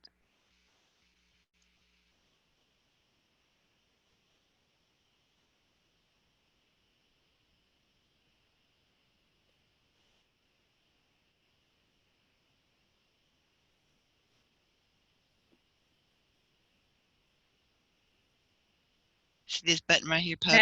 Now you can press it. That's Yeah, before it had a Yeah. little node symbol over it. Okay. So I'm going to publish it, and it says I've added one item. Now, let's say after I've got everything in there now that I want them to do, and it says it's been successfully published, so I can dismiss that now. Let's say I've got everything in there, but I don't want them to do, let's just say, the magic behind the ATM. I want them to do it way up here early. I don't want them to do it in order. I'm going to click it and drag it up to where in the order, so I can tell the kids, finish these in the order that I've got them listed. I might say, once upon a decision, I want way. See how I'm just going to click and drag? So you've got an order that they can complete it in. Another way you can control the order is by the dates. So let's say once upon a decision, I want them to begin on the 6th, and I want them to do it by tomorrow, today. So it's got a different ending date. So they could be done in date order. So, Miss Jeanette, Sir, if they waited, you set the end date on the 7th. If they tried to open it on the 8th, it would not open, correct? correct. That's why those dates when you set the class are very important. And then if you've got, just like, we have a personal finance class for high school teachers that we're planning to do beginning in October. One of the things that we're going to do is have different dates so that to keep people from waiting to the last minute, turn everything in. So we're going to say, okay, October the 15th through the 25th for this one, or October the 30th through the, so there'll be open windows for each of these assignments. You can do it that way. Okay, so also, if you can't do it late, you can't do it early either, right? Because some people like to just everything and just rush through it.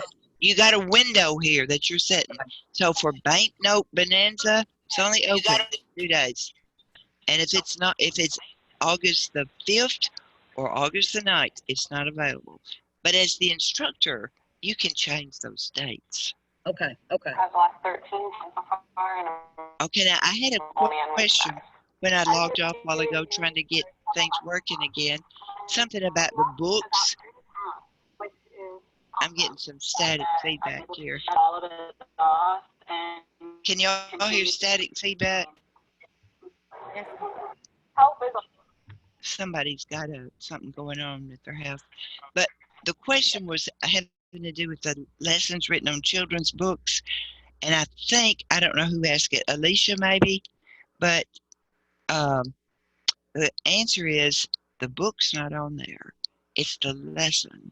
So the book in itself, like sometimes you can find those on YouTube where somebody's reading the book out loud, but they're written to supplement the book. The book is not provided. Was that the answer to that question a while ago? That wasn't exactly what I was asking, but that helps for clarification. But they did get me the answer while you were off, so I'm good to go. What was your question? My question was where that was, and it was on the St. Louis .org Yes. site. Yeah. stlouisfed.org/education. Okay, so let's go back to my class that I had set up. So is there some way to keep people's pictures from being all over my screen? I've got it drugged down.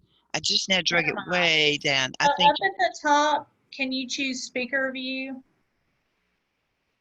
it's Instead of okay. gallery view? I don't know, but you're okay now. You're out of my way. You're out of my way now. You're in the very bottom. So let's go to Never Too Young students.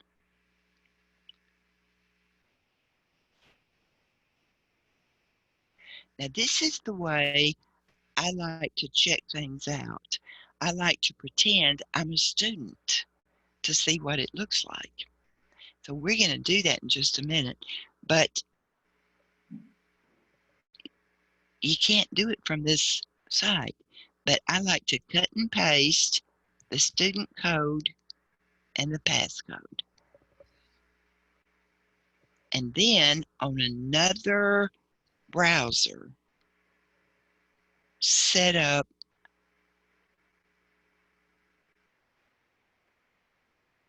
play like I'm a student. So I cut and pasted right there.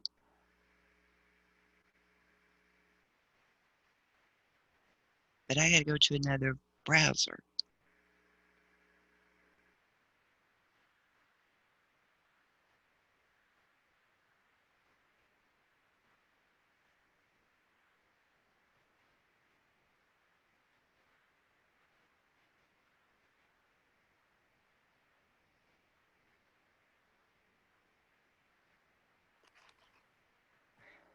I don't think this is going to work changing browsers here today. I'm not doing too well today, y'all. What is it? Everything's not working right. Aren't y'all supposed to say, oh, you're doing wonderful? You're doing wonderful. Can one of us change it for you? I think it's just my laptop. Something's going wrong with some of the laptop stuff here.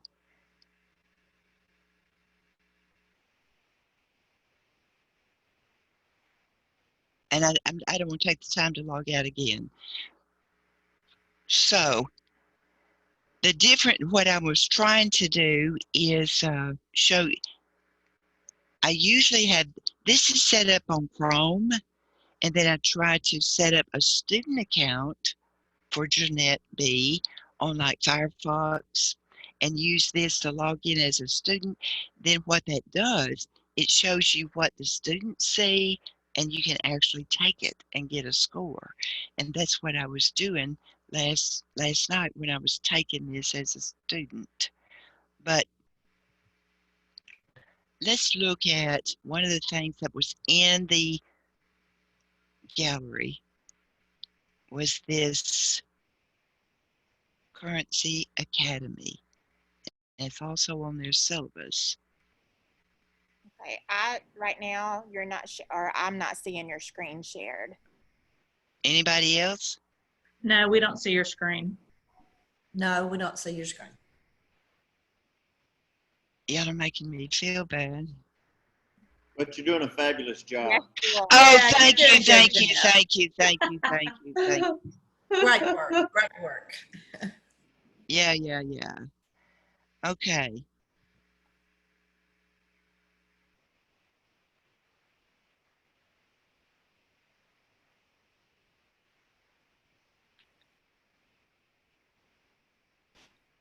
I should have given you a break every 15 minutes, right?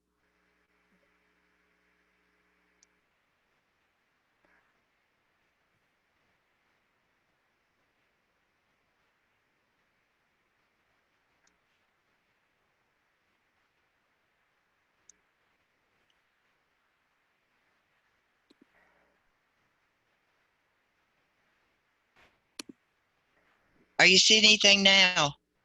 Yes. Yes. Okay. Good, good, good. Y'all are making me uncomfortable today with all this technology. You know, about 3 weeks ago, we had the same problem with several of us that where we were doing presentations and things wouldn't work. And so they would go, and it's because, see, this laptop is hooked up to a server in St. Louis. And if there's some problem with the server, then I'm sorry, things don't work right. So there was this frantic. Selena, didn't we do something on a Friday? You know, when we were doing this sharing before, wasn't it on a Friday? Yeah. I don't recall. Well, for 2 days, from from Tuesday, Wednesday, and Thursday, there was this panic because things weren't working right. They had shipped me a laptop that was not connected to the St. Louis Fed server to make sure I could present it okay. So they thought they had it all fixed, and evidently it's not. It goes back to the same old thing again. So you just never know. So I want us to go to Currency Academy. Now you see that this is 40 minutes, but it's not going to take that long, and we're going to preview it. This is one of the ones I would recommend for 3rd grade, 4th grade, 5th grade, or even if the parents are helping at home. This is like a really good read.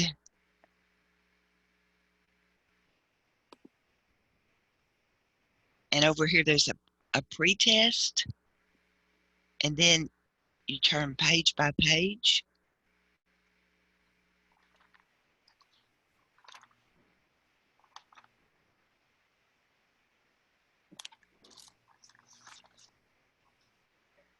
Let's see if we can do the pretest. Okay, how about Heather? What's the first one? U.S. bills are printed on a special paper made with cotton and what other material? Linen, wool, plastic, or felt? Linen.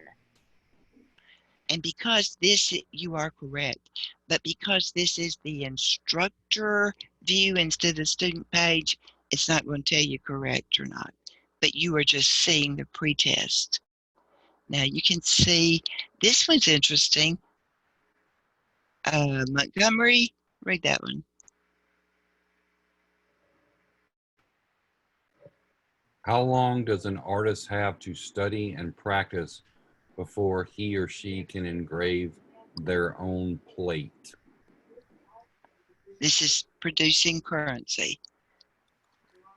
I'm going with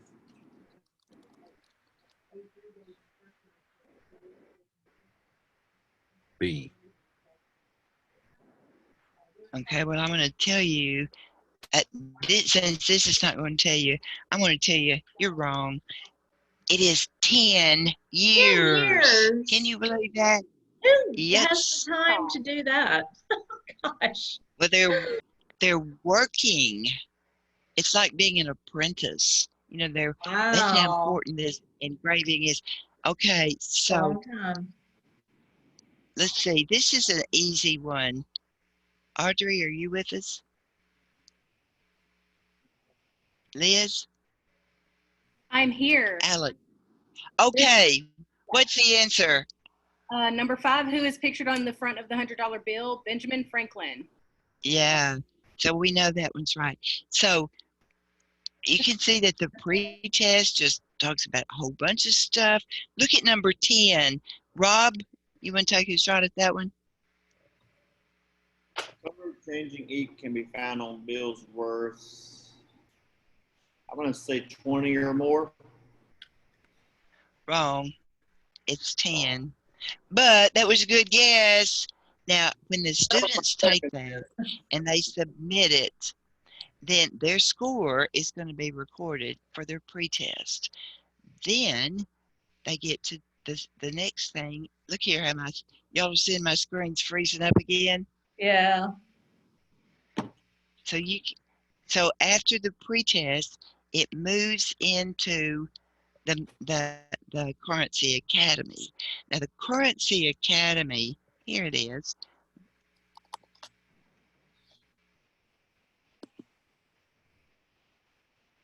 Mr. Dent, can I ask a quick question? Sure, it'll take up some of the time where this is not working. I'll pay you. Ask some questions. The 1 and the 2 are the only ones that don't have the little serial, the little bar inside the money, correct? You know what I'm talking about? And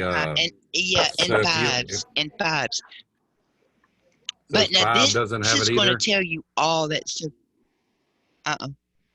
Okay. But I want to So it tell you starts with the about 10. like look right here, Selena, you were concerned about the 10 years. These are artists. Read this. Sylvia, did you know? Because the engraver's job is so difficult, they must study and practice for 10 years before they can engrave their own plates. They actually learn from other artists who already know how to make bills. Isn't that interesting?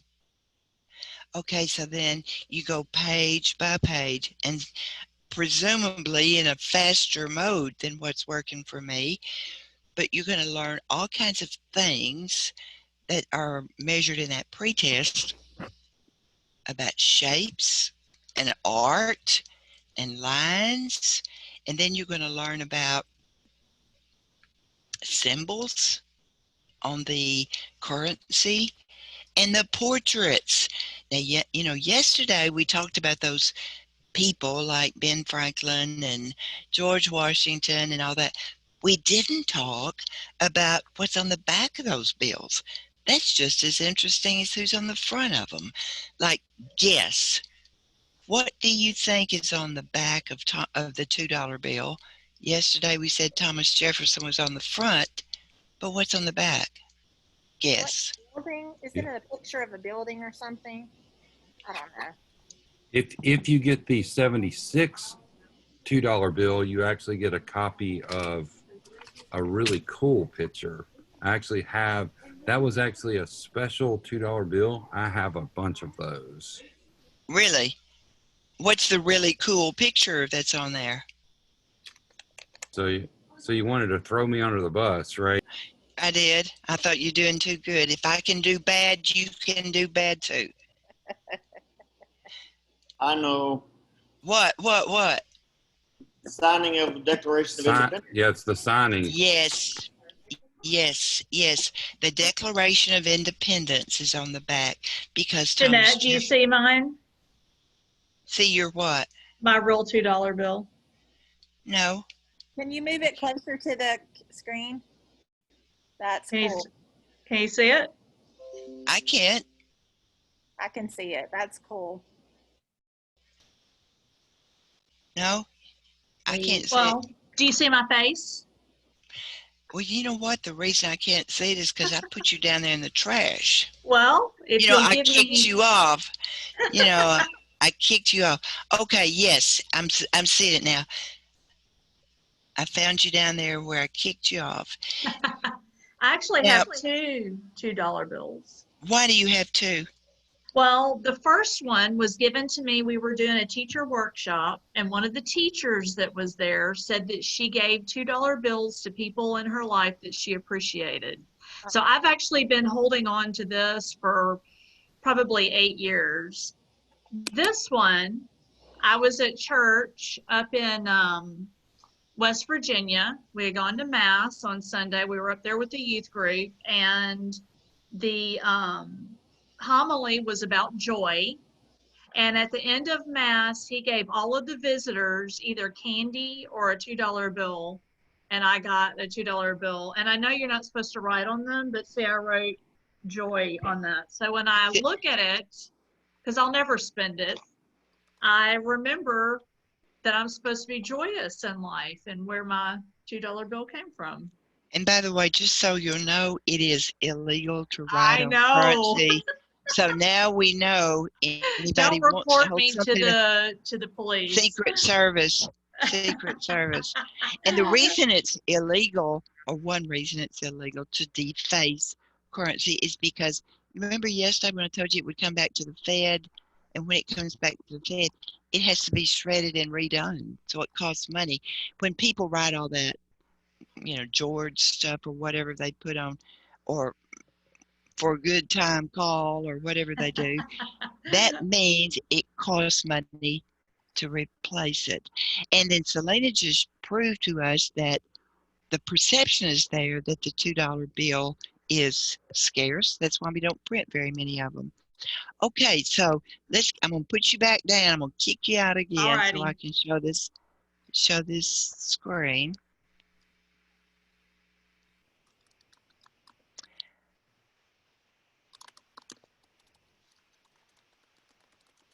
So let's go to up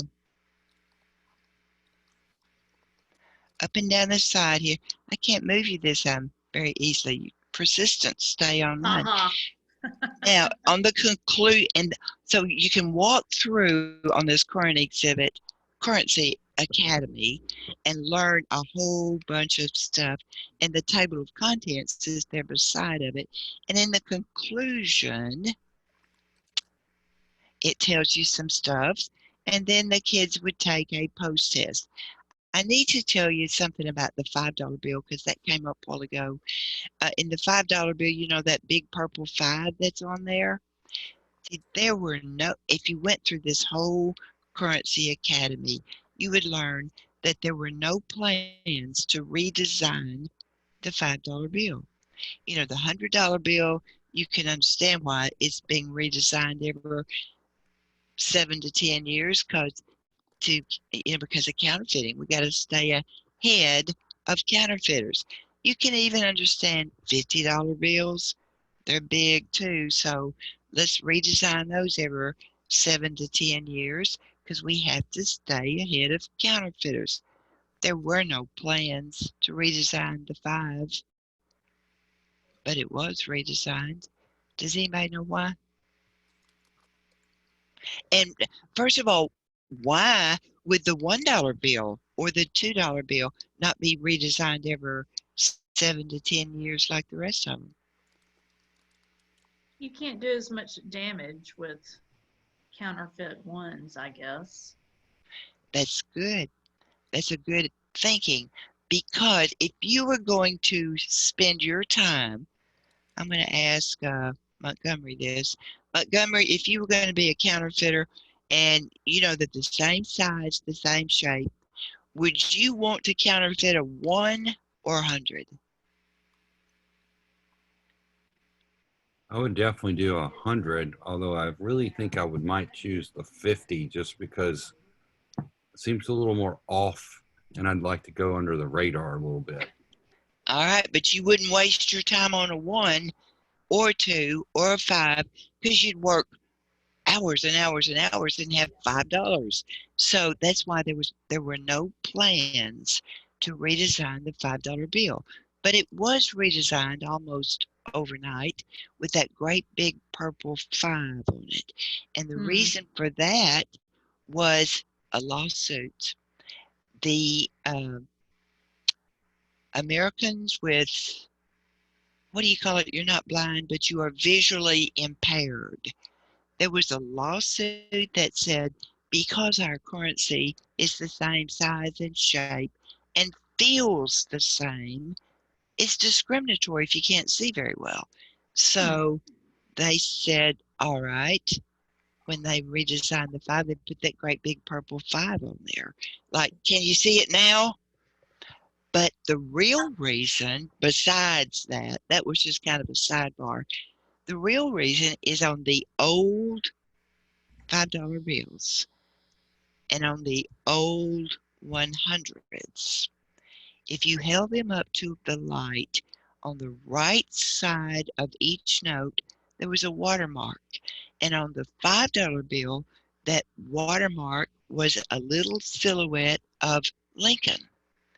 And on the old 100, there was a little silhouette of, guess who? Ben Franklin. They were the same size, the same shape, in the same place. So what happened is there were some expert counterfeiters, not in Tennessee, Arkansas, Mississippi, not in any of our areas. These expert counterfeiters were from foreign countries, like Colombia in South America. The penalty for counterfeiting is less than the punishment for drugs. So counterfeiting's big business there, and it's kind of like a career that's been passed down from generation to generation, and these people have got good at it. So because their mamas did it and their daddies did it and their grandpas did it, so they've had practice counterfeiting. So what they found was they got smart and said, you know what? We can bleach, we can take a $5 bill. You remember that watermark is in there. It's not on the outside. It's inside the paper somehow or other. They said, you know, we can bleach it out to just get the paper, because, you know, the paper is a secret formula.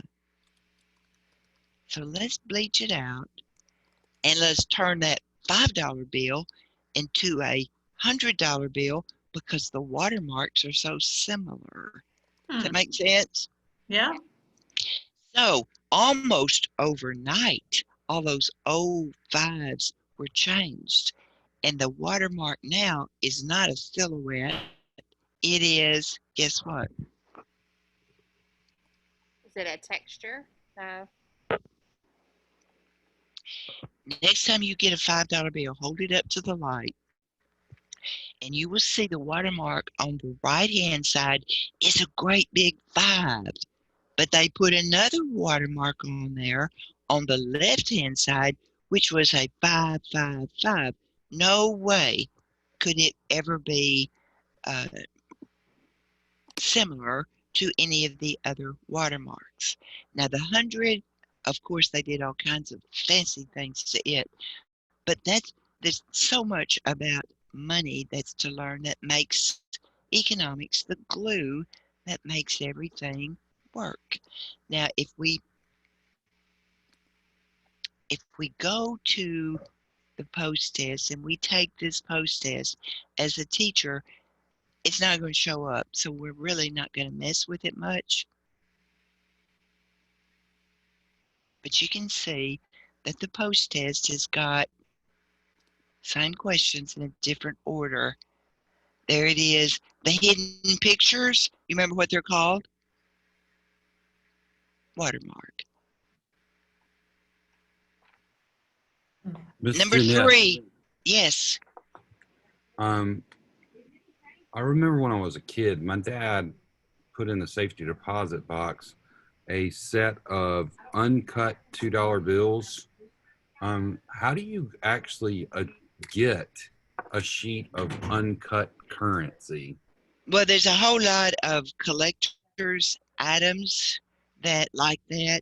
You probably could find them on eBay, but you can also purchase them directly. And thank you for that question, because I want to show you something.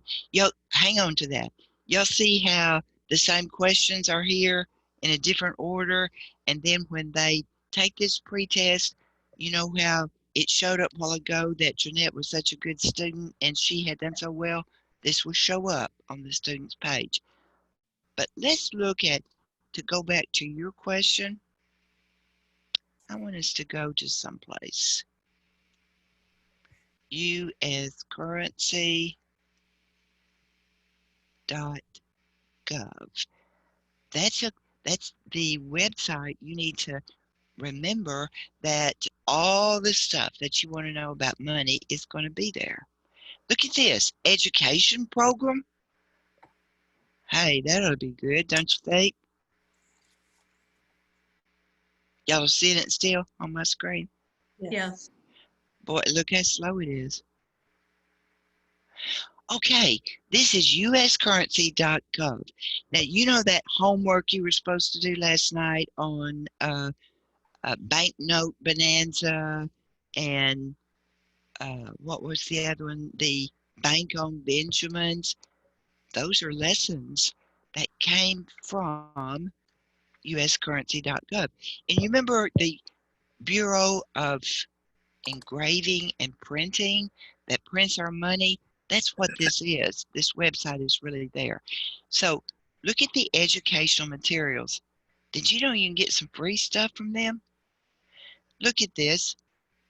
You see that Currency Academy we were just doing through the St. Louis Fed website, so that you would put it through the portal and you can see their progress, you can see their scores.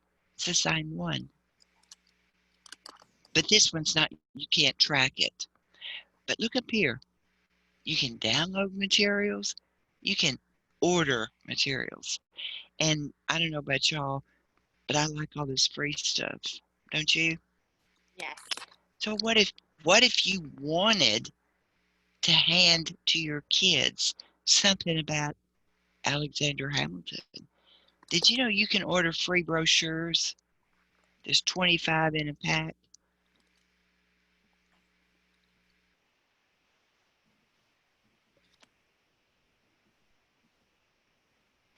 What if you wanted to order it in Spanish? What if you wanted to see all this free stuff you can get for your kids?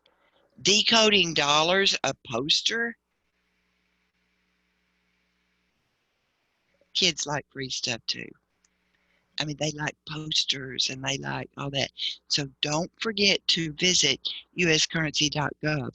And then on we're on the educational program, but on this US Currency website, if you get out of education, it's going to give you the opportunity to purchase some things like you were talking about. But let's go back down to download materials. Look at this, 24 languages.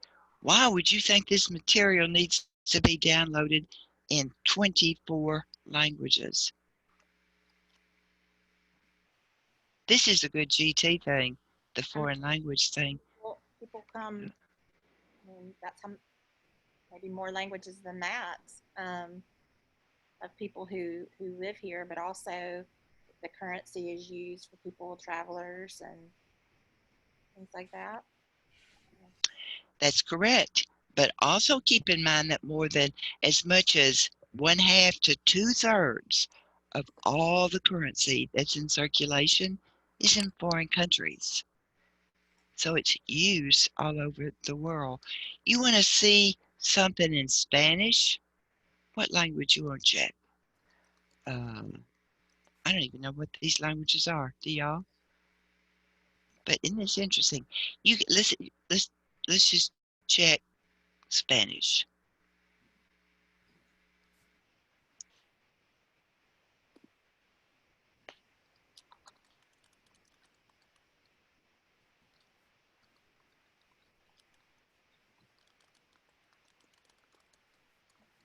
Jeanette, just to, we got 5 minutes until YE starts. Okay. All right. So. And don't you want to give them a little break? I need to finish up because I don't want them to go away and say, we didn't learn anything today. All right, so I have got on my time, I've got it says 10:56. So let me one quick trip through my classrooms. You have got an account. You know how to set up an account. And then you set up your classroom. Look at this up top where it's just not loading right. So you know how to set up a classroom. Then you add your students.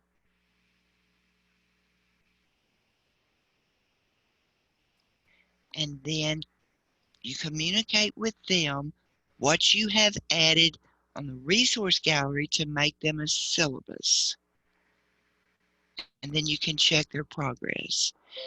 And I keep getting these bad messages that say something's not working right. So you also have FAQ up here at the top, and you also have my email, and I promise I'll try to do better with technology on a one-on-one basis. Any questions? All right, Montgomery, I will expect you to say, super, wonderful. This was awesome. Yes. That's good. That's good. You're going to pass the Yay, class. Jeanette. What about Rob? You're great. Love you. What? Oh, Rob. I mean, he gets an A+.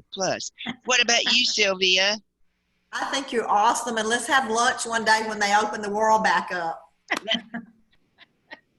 Yes, yes, yes. And if we were in person, I mean, we could do a whole lot.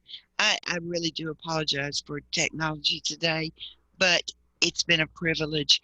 And I am going to give you that break Selena wants you to have, even though she didn't do that for me yesterday. You know, I'm gonna give you that 1 minute break before you start again.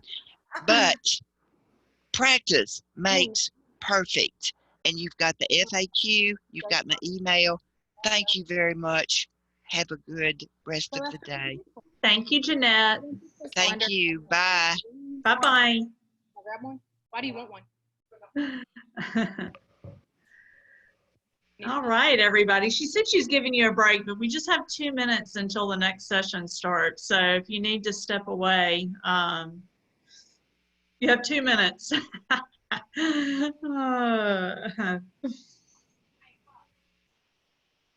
Hey, Jason. Hi, Selena. How are you doing?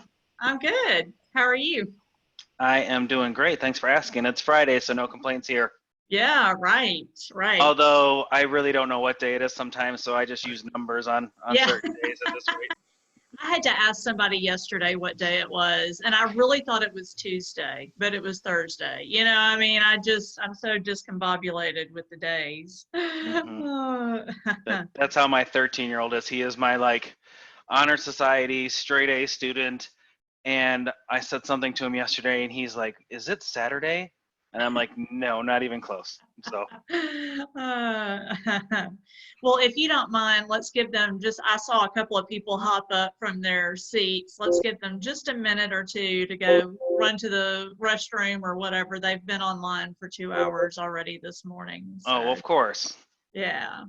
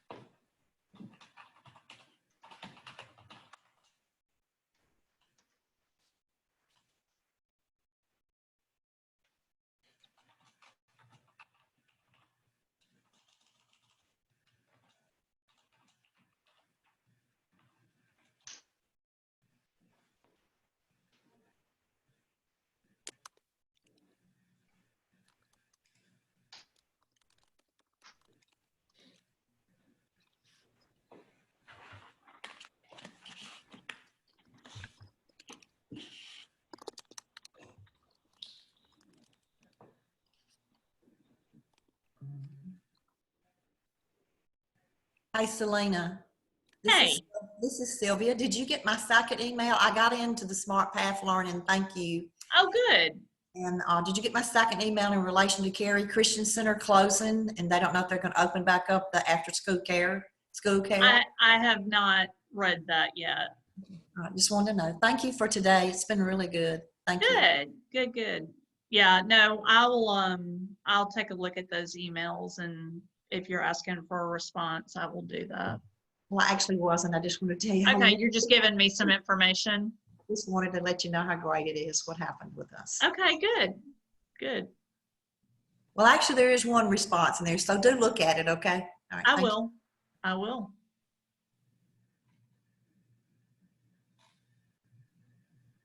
Okay, well, let me go ahead and make an introduction. And maybe by the time I finish that, Liz is the only one that I can see is missing. So anyway, as I mentioned earlier, we are delighted at the Mississippi Council on Economic Education to have formed a partnership with Youth Entrepreneurs, YE for short.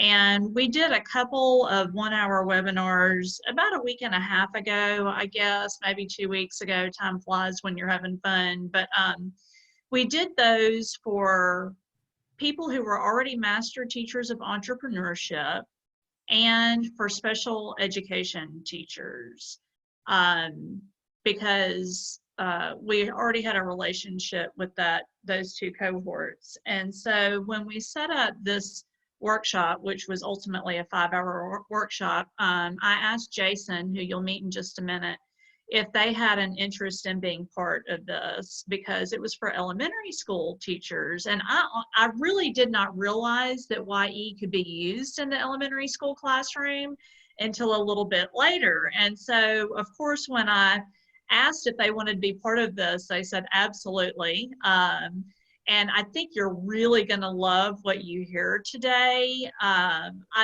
don't know how many of the teachers that we've already exposed to YE have, like gotten on board and are planning to use the curriculum this next school year. But YE makes it so easy to do so. And I just think they're fabulous partners for what they can do for you as a teacher.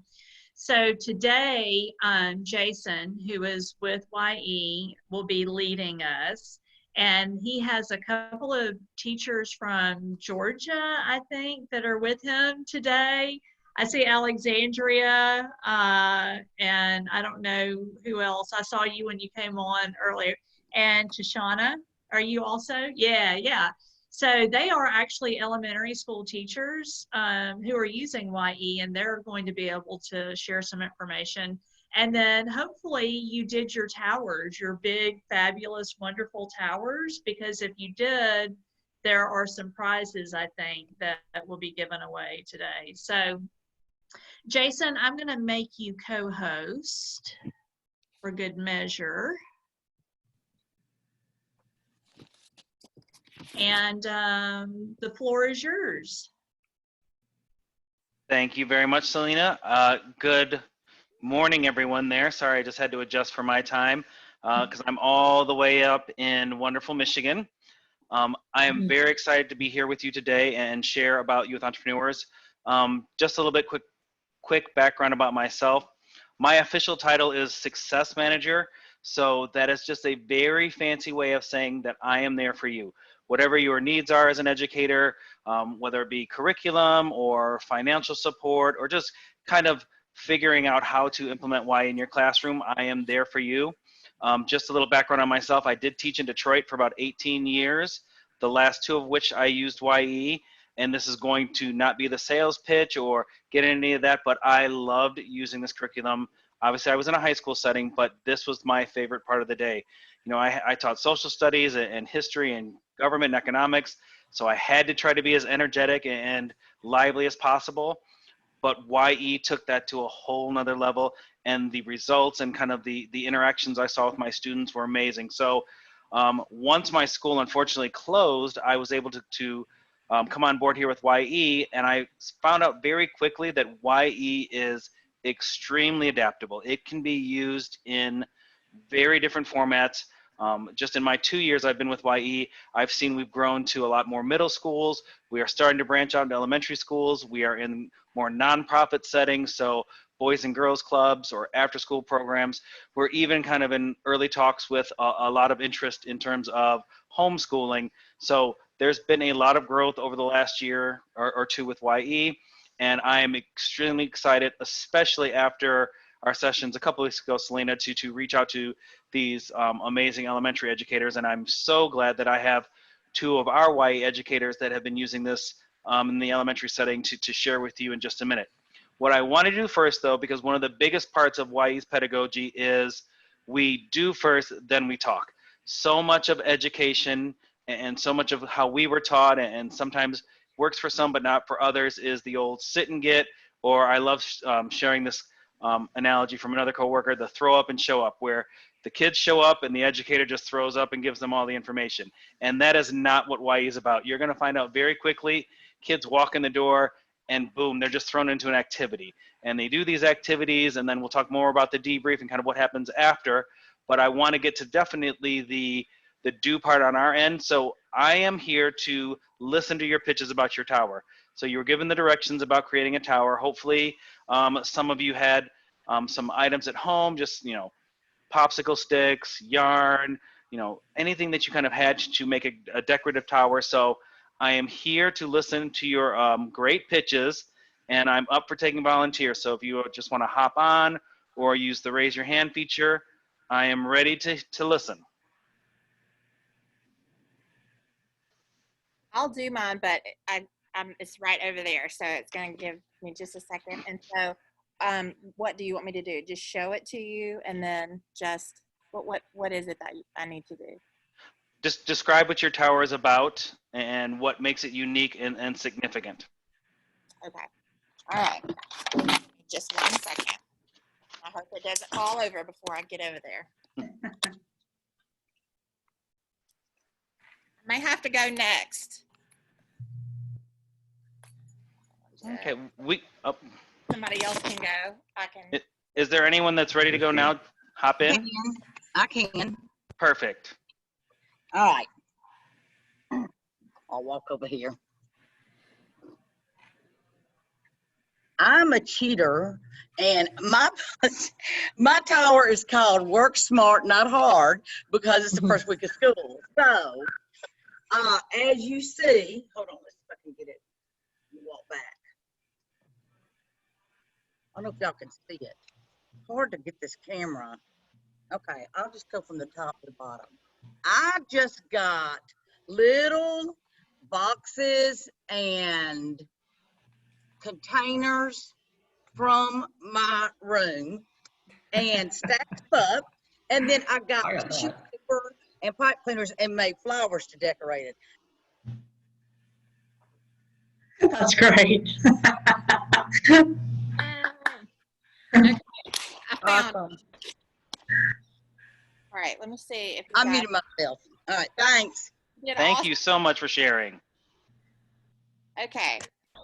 Can you see this? I don't know if you guys can see it or not.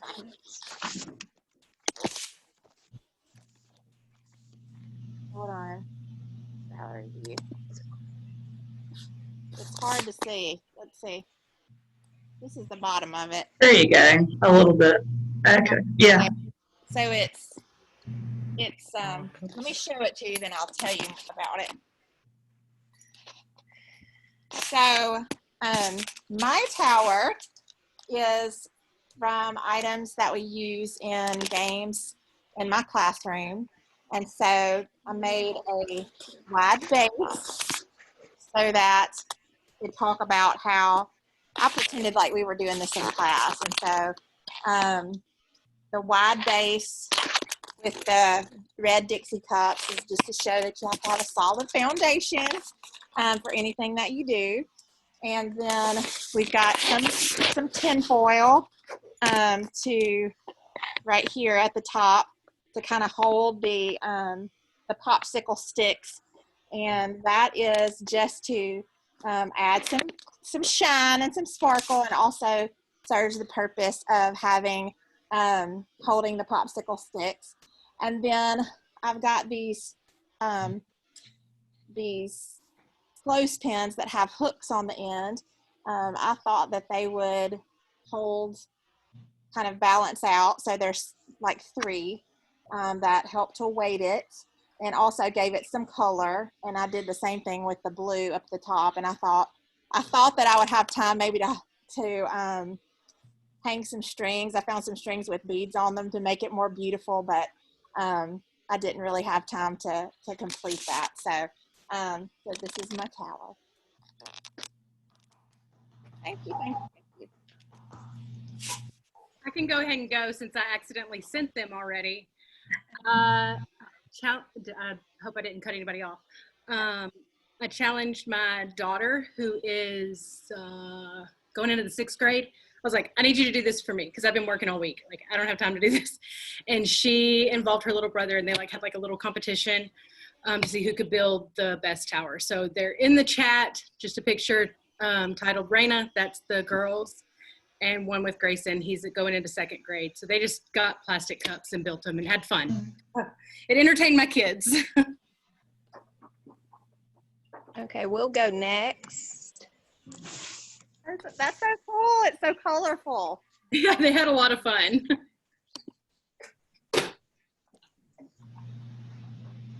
Okay, and what we did, we're at school, so we worked in a group with Jessica, Daisy, Wendy, and Becky, and we have it over here, so I'm going to explain it while they hold the camera. We named ours, and we kind of did this as it would be a project in our gifted classes, so we kind of gave ourselves some requirements to do this, and we named it the Wonky Quarantine Apartment. So like if you had a project and you were in quarantine, what would you have your tower to be to entertain you while you stayed there, all of that. So we have different levels in our apartments to make it the tallest. You can kind of see it in the background, and we're going to give a close-up in just a minute as I explain each level. All right, so we started down here at the bottom. You can see we're there with the door and our plants and things. Well, then as you go up the tower, you would have your aquarium, and that way you have the different corals, the different things under the sea, and the animals. Then we continue, and of course, if you're going to be in quarantine, you're going to need some exercise and things to do. So you have a playground with your sand and your swing so that you can be active. Well, you also are going to need to take care of yourself. So we have some socks here where you're going to do your laundry, take care of your personal business, all of those things. We move up to our aviary where you have your different types of birds, give you some entertainment. We have a bird flying. It's actually a chicken flying because in our wonky towers, anything is possible. Here we have a level where you're going to eat, maybe a food court, your cafeteria, your lunchroom, whatever your kitchen, what you can do. Well, then after that, you can extend. We have a party room where we have all of our things here. And over here, we have our winter wonderland. We have a penguin, the ice, there's snow. Go entertain yourself there. Your sports complex where you have your soccer ball, things like that. You have your arts and crafts room to give yourself some time for that.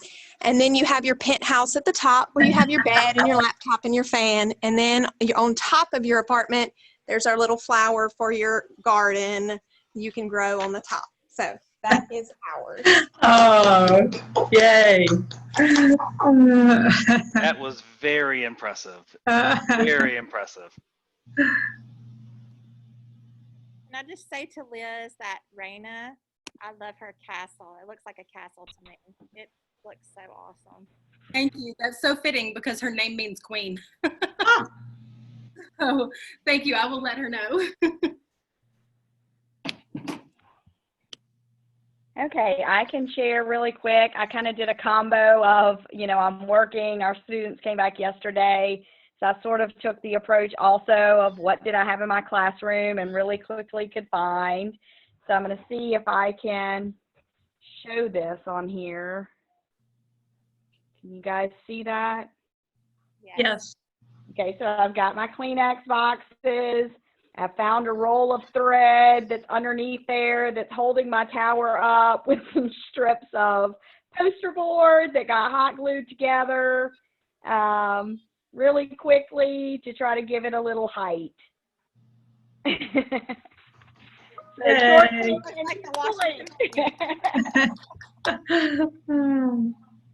And of course, I got asked, what are you doing on the first day of school while we're all dealing with kids?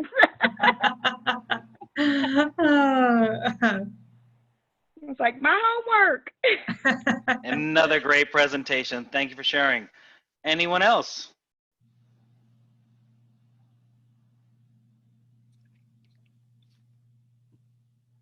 I got one whenever. Perfect.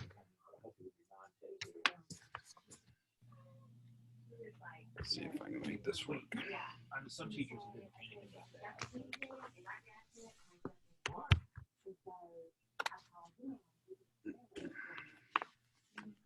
that. Not sure what all we can see, but so I just basically decided to make a complex. We have some That's great. multiple boxes here that, not sure if you can see it, but it's got, for my tower residents, you've got your mask. We've got hand sanitizer. There's a sun tanning area up here with solar panels so that we can be environmentally conscious. And of course, we got paper towels over here so you can wipe your hands. Hey. And that's very mannish. So. You had a specific target market in mind. I definitely can see that. Great job. Anyone else? We've got time.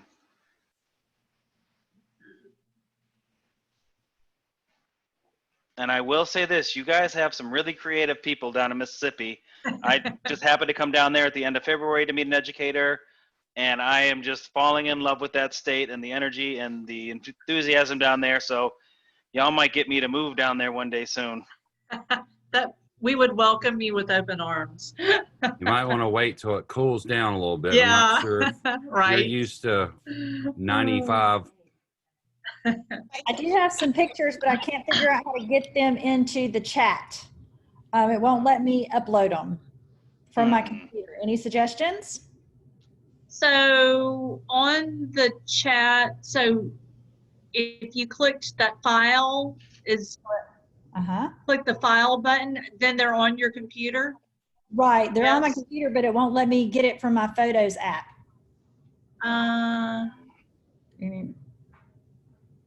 Because it gives me the option to get it from my Photos, but it won't pull my list. So I'm trying to, I can't. You may have an issue. It's the same as I have. I couldn't view hers. We have a whitelisting problem. Is that what it is?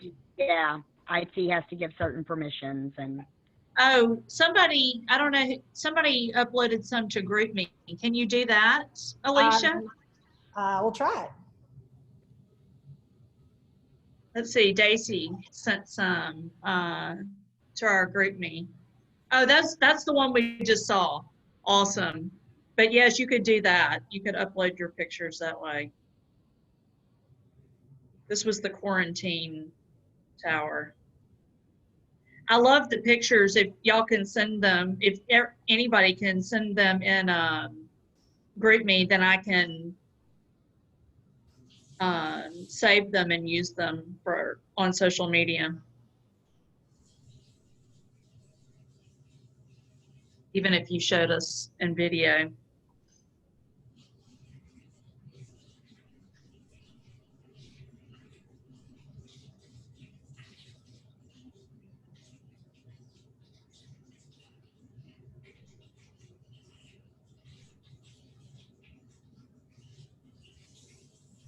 Okay, I got.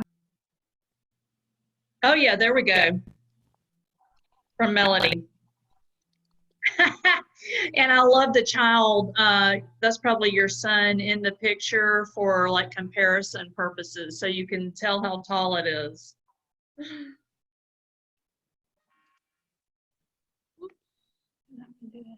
Melody, do you want to talk about yours since we have the picture?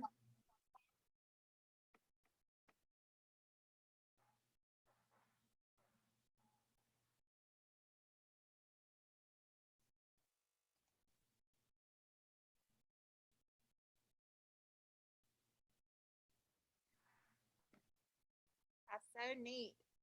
I'm now able to see. I thought it was like pool noodles, but I think that's all paper, right? Melanie.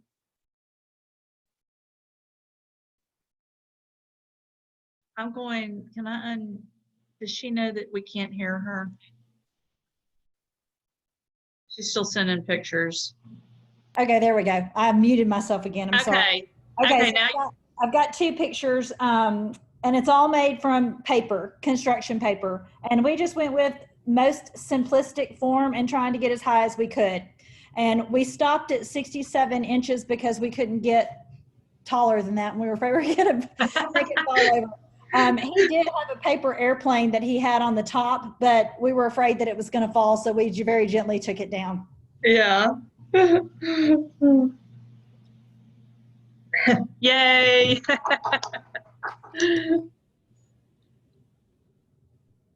Another awesome pitch. You guys are going to make this very difficult on me.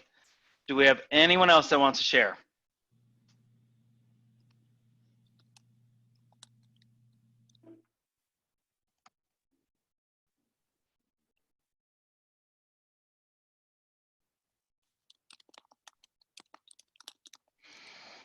Going once, twice.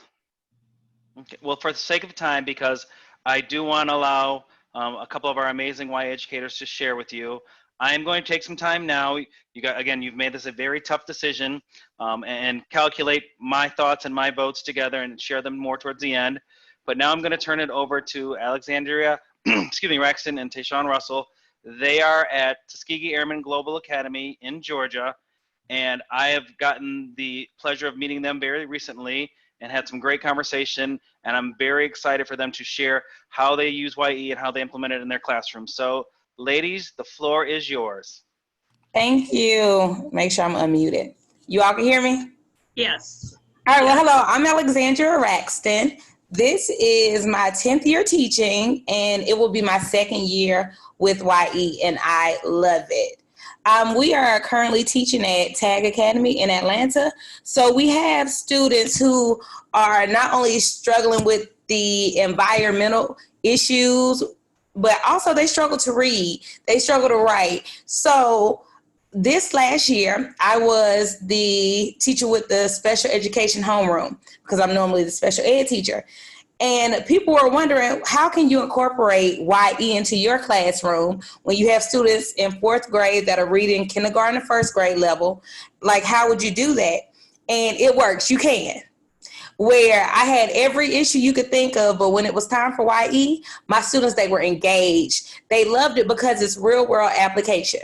If you say, hey, I'm going to teach you how to run the business, then let you run the business and you get the money, they're willing to do it. They sit down, they listen. And I just love that with YE. We've been actually adapting lessons and creating lessons to support the curriculum for elementary level, working with Morehouse School of Medicine. And when I say so many doors are open, my students this year, they created custom bags.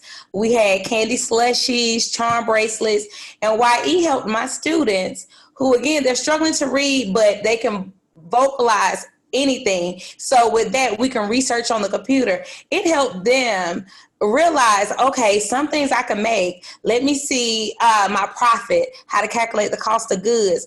They were able to purchase things wholesale and sell it at a retail for a higher value. And I'm long-winded, but I'm going to wrap it up. What I really love is during COVID, I thought, okay, well, their home is over.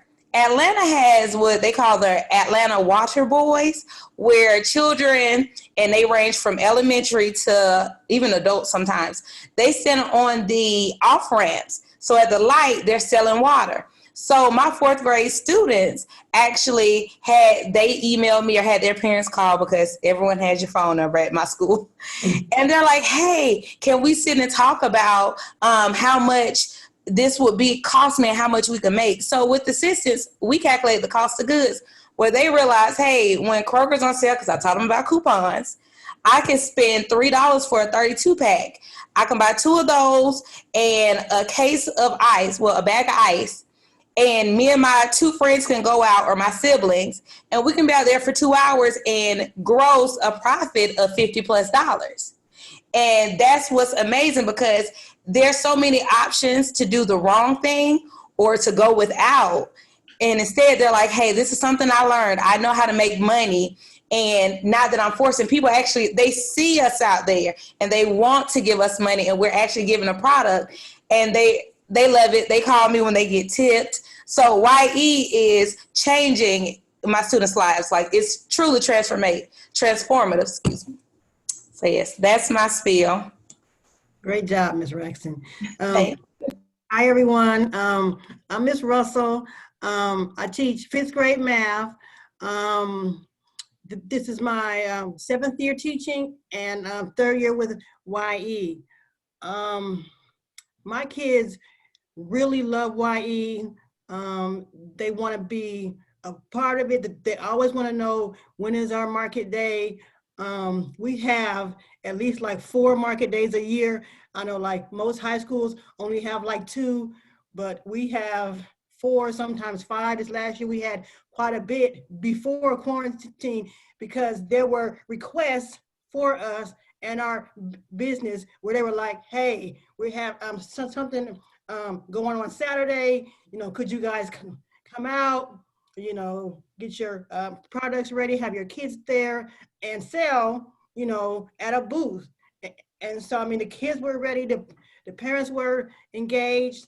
When I had my kids doing Tower, they were at first like, these items don't go together. You know, I gave them things that didn't work. It was like, well, you gave me the paper, you know, but I ain't got no paper clips, so I don't have nothing to put with this. And so it won't stand. I said, well, I mean, what are you gonna do about it then? And then they were like, well, maybe we need to have a win-win. I said, okay, well, how do you get a win-win? And then they realized, if I barter with so-and-so, but only with so-and-so, then we can both win. And then, I mean, they were building the towers. I mean, we're on like a 90-minute classroom schedule. So our time is short. So we do YE twice a week, Tuesdays and Thursdays. And then we have our auctions every other Friday. So we're doing it, even though, you know, my regular day is math all day, you know, but then bringing YE in with the cost of goods sold, running our business. We make slime and homemade scented candles, and the kids love the slime and the parents love the candles. And they give them as gifts, they give them as Mother's Day gifts, you know, Christmas gifts. I mean, soothing sensations works for everybody. Relieve all your stress. I mean, they came up with our pitch, and I mean, our first market day last year, we made about $500. So I mean, they were so happy, and they were like, "We rich." I said, "We ain't rich yet, but we're getting there." You know, so the kids, they want to do it. They want to be the CEO. They want to be the, you know, CFO, understanding about marketing and money and how to manage that. You know, where's the profit come in? Like, they get it. And then kids who wanted their own business before really want their own business now, because they can see it in real time. Like, I can do this, you know, with Ms. Russell's help, we can do all kinds of things. You know, now they're asking, well, now that we're at home, you know, do we need to start mailing out our candles? You know, will the slime travel? You know, will it hold itself? Like, what's our next step, Ms. Russell? So we're looking in, you know, into what do we need to be doing, you know, online. Do we need to get a website? You know, can they order online? How do we ship things? We're moving into the next phase. Now that we have to adapt because we're online now. So it can be done, and we've been doing it. Thank you so much to both of you. I'm going to give you guys some more time to take some questions at the end. I kind of want to get into more of the bits and pieces about YE and what we can offer and what we're about. So just give me 1 second to share my screen.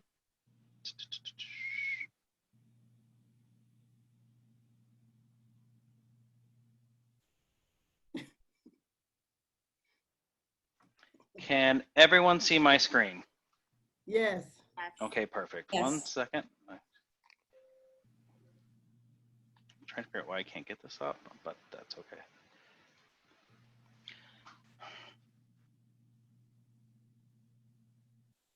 One second.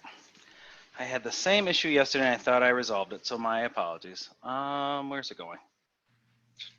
There it is. Sorry, too far.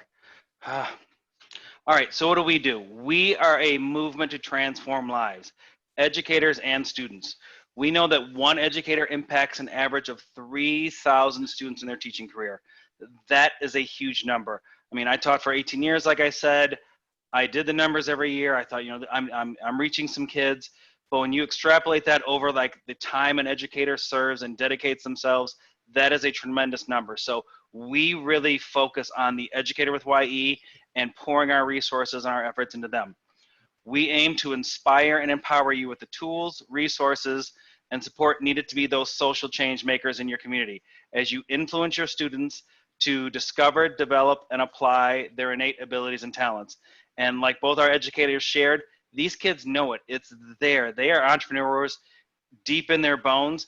They just need a little push or a little nudge, an environment to be able to figure that out. And I'll talk a little bit more later about fail and learn at the same time within those parameters to kind of further what they're getting. We use project-based experiential activities as the tool to teach character traits, soft skills, and principled entrepreneurship. We don't want just regular old entrepreneurs. We want kids and students that are going to be principled with how they do things, working with integrity and respect with how they approach things. This is going to be hard to hear, so I want to make sure that you guys are sitting down when you hear it, but we trust educators. So much of what a frustration an educator has is, worrying about having to do standards or are they doing the lesson the right way? We are not that kind of organization. We are going to give you the freedom and the flexibility to tailor this curriculum to however your students need to use it. Again, you know your students best, so you know it'll work, you know what won't work, and we want you to be that entrepreneur in your classroom when you approach using our curriculum with your students. Slides here, sorry. So how do we do this? Well, one of this is through our foundational values. These are timeless principles that carry on not just in terms of being an entrepreneur, but being a valued citizen and active citizen, engaged, value-add citizen in life. So these things will go on with students through junior high, high school, college, but more importantly, these are things kids just need in the real world. Things like being responsible, being principled, like I said, acting with integrity and respect with those they encounter. Gaining knowledge, that's a really hard thing for students to understand on why are they being taught certain things. Well, if you're active about the knowledge you're seeking and use it to your benefit and to help, again, that foster that win-win situation with others, then they become a little more aware of why that's so important. One of the foundational values I love is opportunity. So many of our students, they see things, but they aren't opportunity obsessed. With YE and with our curriculum and currency, which I'll talk about in just a minute, students learn to develop that idea of going out and grabbing those opportunities, not just sitting back and waiting for something to happen, but being that active person in their own success. So our pedagogy, how do we do this? We have 4 main pillars we really encourage when you use our curriculum. One of those foundational values, like I said, these are timeless character traits that will make them successful in life. Another is essential skills.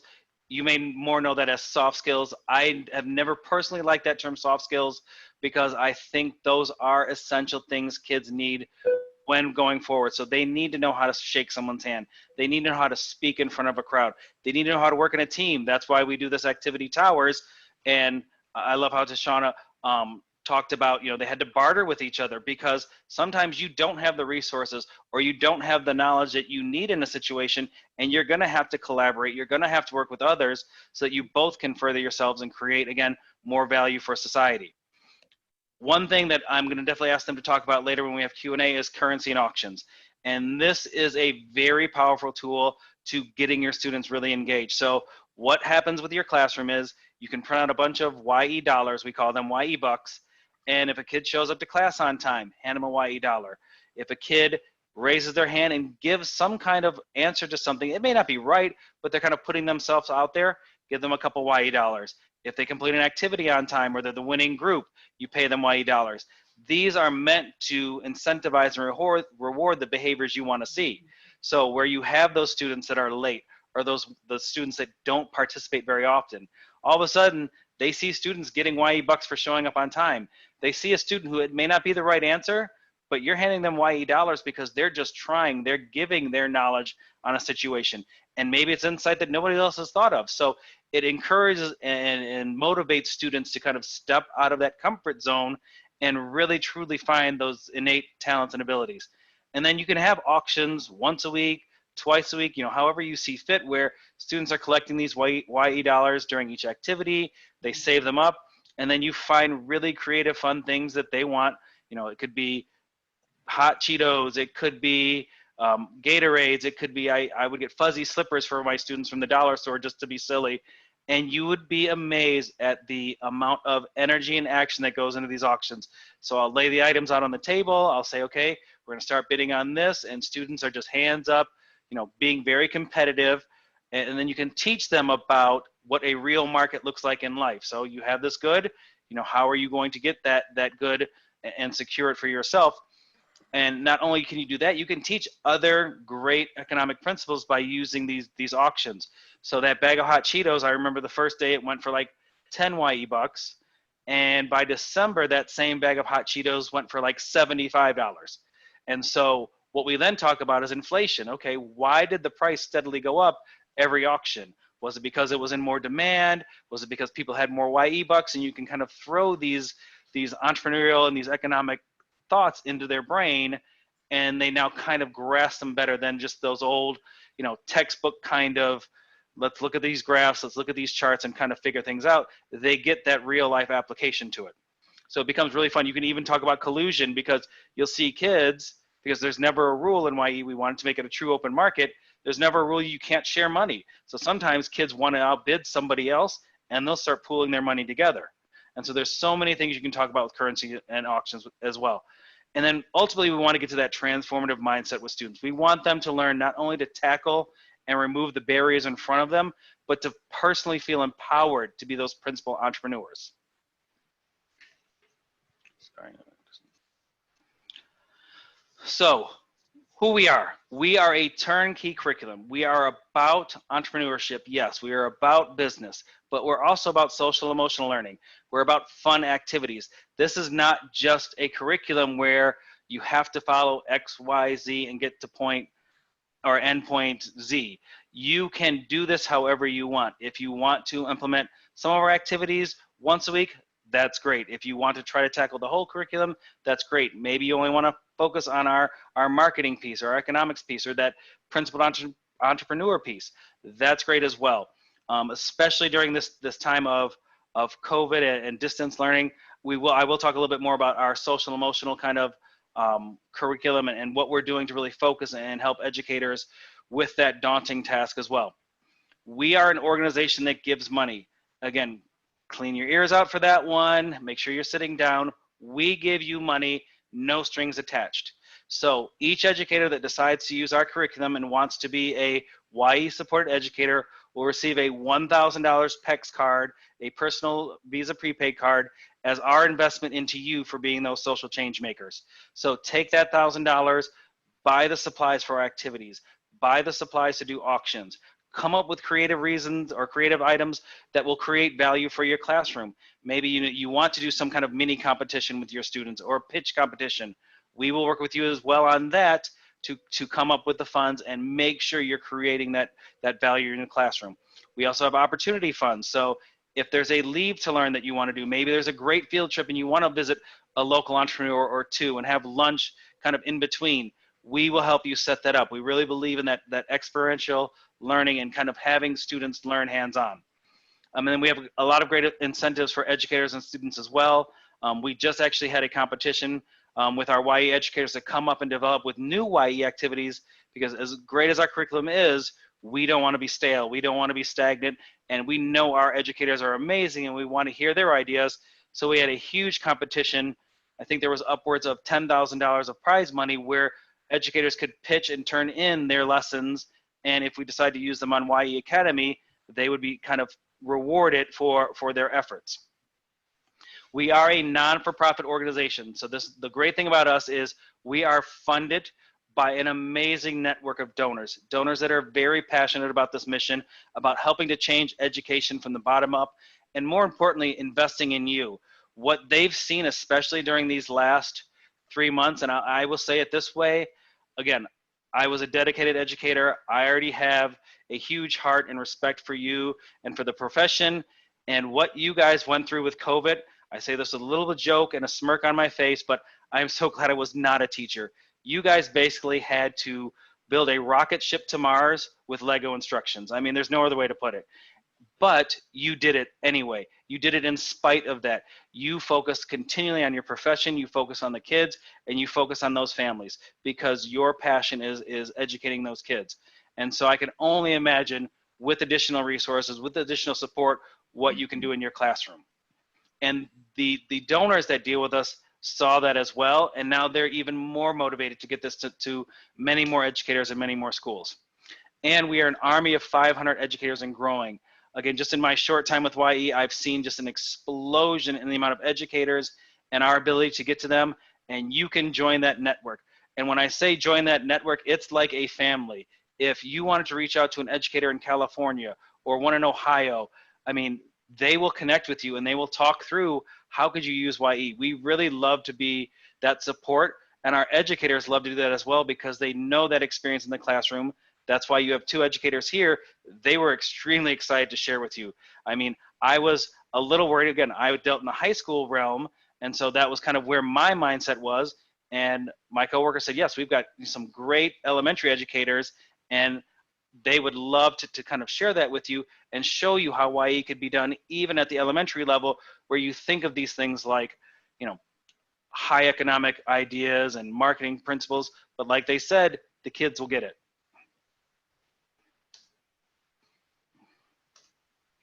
So how do you get this? Or excuse me, how do we do this? So we have some of the best curriculum around, and I'll talk a little bit more about YE Academy, but we have an amazing website called yeacademy.org. I'll put that in the chat in just a second and kind of share some of this in a follow-up email with you as well. But that is a free and open resource to any educator. So even if you don't decide to go forward with maybe becoming a supported educator, every lesson, every activity, every resource on there is free and open to you to use in your classroom. So I suggest, you know, try one out, do towers, print it off the activity sheets that go with it. I mean, it's a really thorough and great set of activities. And I want to say a little bit more of that because I don't want to go too much into all that because I know I have another slide coming up on that. We also know because of the conditions with COVID and remote learning and, you know, educators not being sure how they're going to go back and what that format looks like. Way back in March, our amazing curriculum team developed another website called teacheverywhere.org. And that is basically our COVID response to how to use our curriculum. So on there, you'll see many of our YE activities that are meant to be done in person, transformed and morphed to be more virtual friendly, to give that educator some ideas and some directions on how do I pull this off when kids are at home and I'm either in my home office or I'm in the classroom trying to instruct it to them. And I'll give you a little bit more details about that as well because there's a lot more to that website that's really useful for educators. Again, I mentioned amazing peer-to-peer support. I can't tell you the amount of calls I get from educators or our ambassadors, our ones that like want to reach out to other educators. They want to help. They want to see you succeed in your classroom again because they want to share that experience because they know it works. And we have also something I'll share. I think I have a slide in a little bit later about our amazing Facebook page. It's YE Teaching and Curriculum Team. On there, it's basically just social interaction between our educators. So I'll have an educator in North Dakota say, you know, I'm looking to start this fall.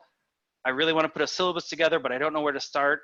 I am not joking, within hours, maybe 2, an educator from Kansas, an educator from Atlanta will say, here's my syllabus, use this if you want, or I have some ideas I'd love to share with you, give me your email, let's talk. And so we've really built a very strong community of educators who support each other. Professional development, we offer, again, no cost to you professional development once a year, and also throughout if you have little items that you'd like to go to or conferences, but we have a huge conference every year called YE EDU. That's where we bring our network of educators together. Again, no cost to you. We put you up in hotels. We fly you out wherever we're at. Unfortunately, this year, we had to do that virtually. I was a little hesitant on how that was going to go.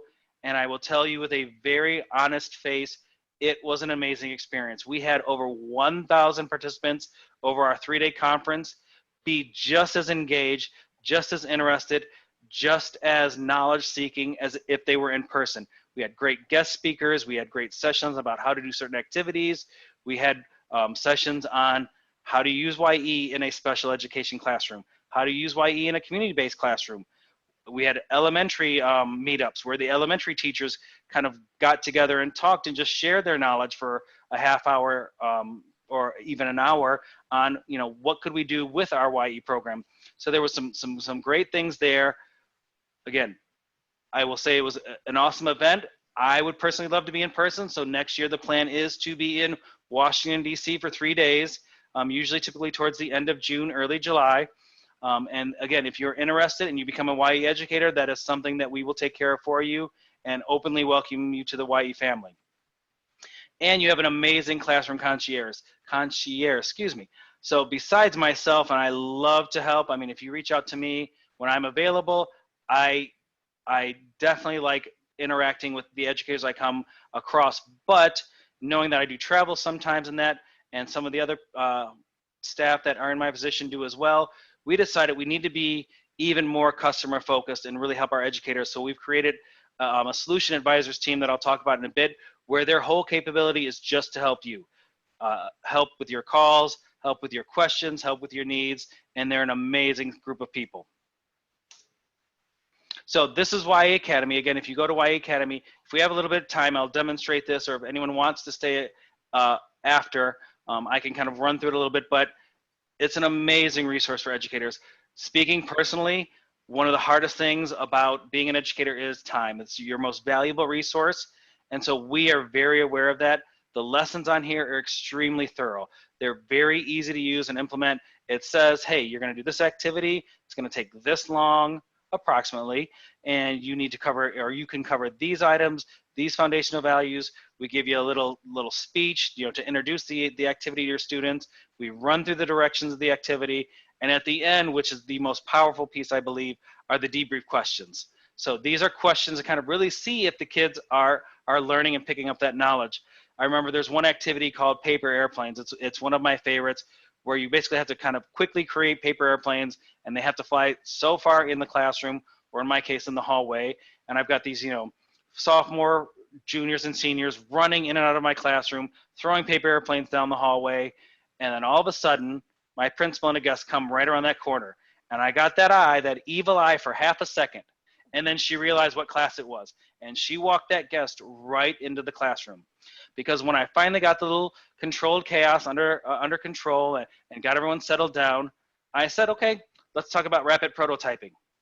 And the kids, they get this aha moment. They get that blink, that light bulb blink in their head, and they go, wait, we were learning? And I said, okay, let's talk about sunk costs. Didn't you have to build a bunch of paper airplanes first that didn't pass, just so you can get one that did succeed so I could pay you?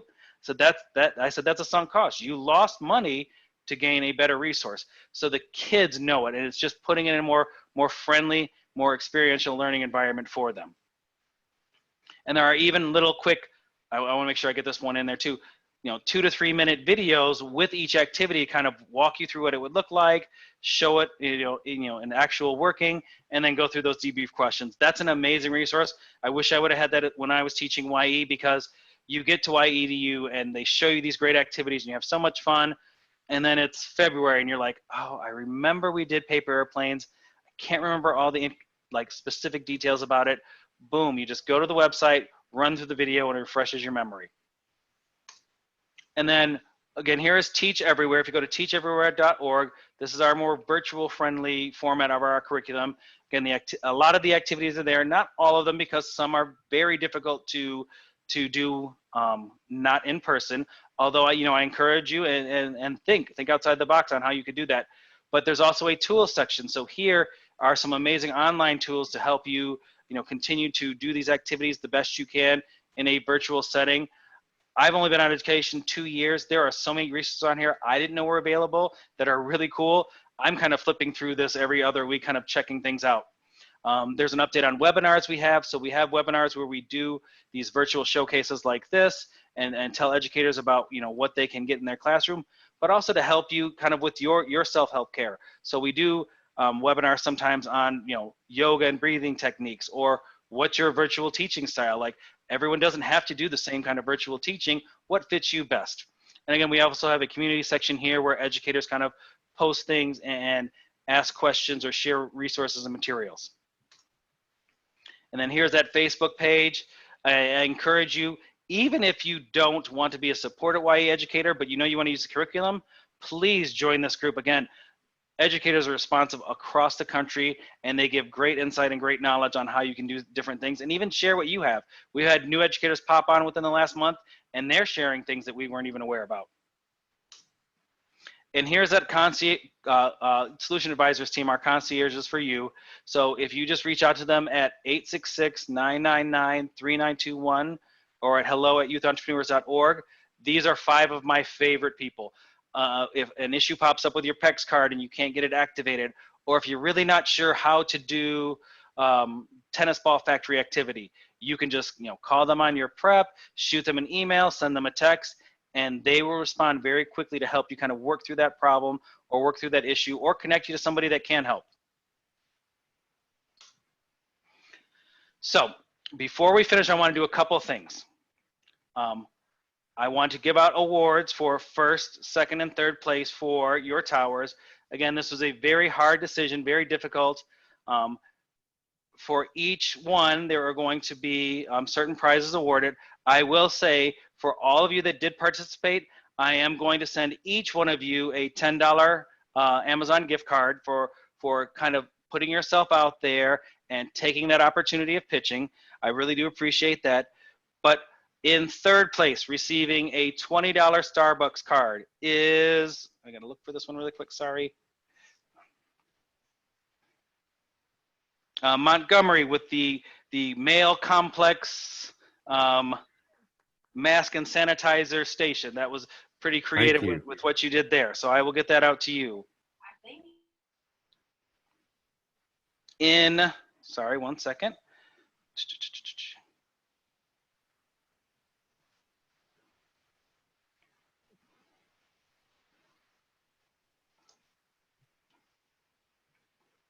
In 2nd place, sorry, just getting a $25 Amazon gift card because she had a little help with hers, is Liz. Great towers there. Cool, woohoo! And in 1st place, receiving a $50 Amazon gift card. Again, extremely creative, very thoughtful, great kind of wonky title. Lots of different rooms, lots of thought that went into it. We are going with Becky in 1st place. Again, thank you guys so much. That is one of my favorite things to kind of do as an activity. You'll have lots of fun with your students doing that as well with, again, very little effort. You can just get some supplies out and you'll be astounded at kind of the creativity they have. But again, you're all here because, I want to thank you for taking time out of your day. I know you're extremely busy with the start of the school items, getting things together, not fully knowing what the school year is going to look like. So it's my sincere hope that you had a good time today and that you found what we shared very valuable. And if nothing else, you apply some of these powerful ideas to your classroom regardless of how you move forward. But you're all here because you've been identified as great candidates for the YE program, and I'd love to have you on board. Getting started is really simple. You can do one of 3 things. If you're committed to using our 4 pillars in your classroom, let us know because we want to support you and we can talk through what that would look like. So you can call myself or the Solution Advisors team. If you're ready to go now and you know you want to bring YE to your classroom, please let us know, specifically myself or again the Solution Advisors team, and we will begin the process of getting your PEX card and investing that initial seed capital into you as an educator so you can be those change makers in your classroom. 3rd, I know this is a lot of information to throw out. You may want to look through the curriculum. You may have to talk to your principal or admin.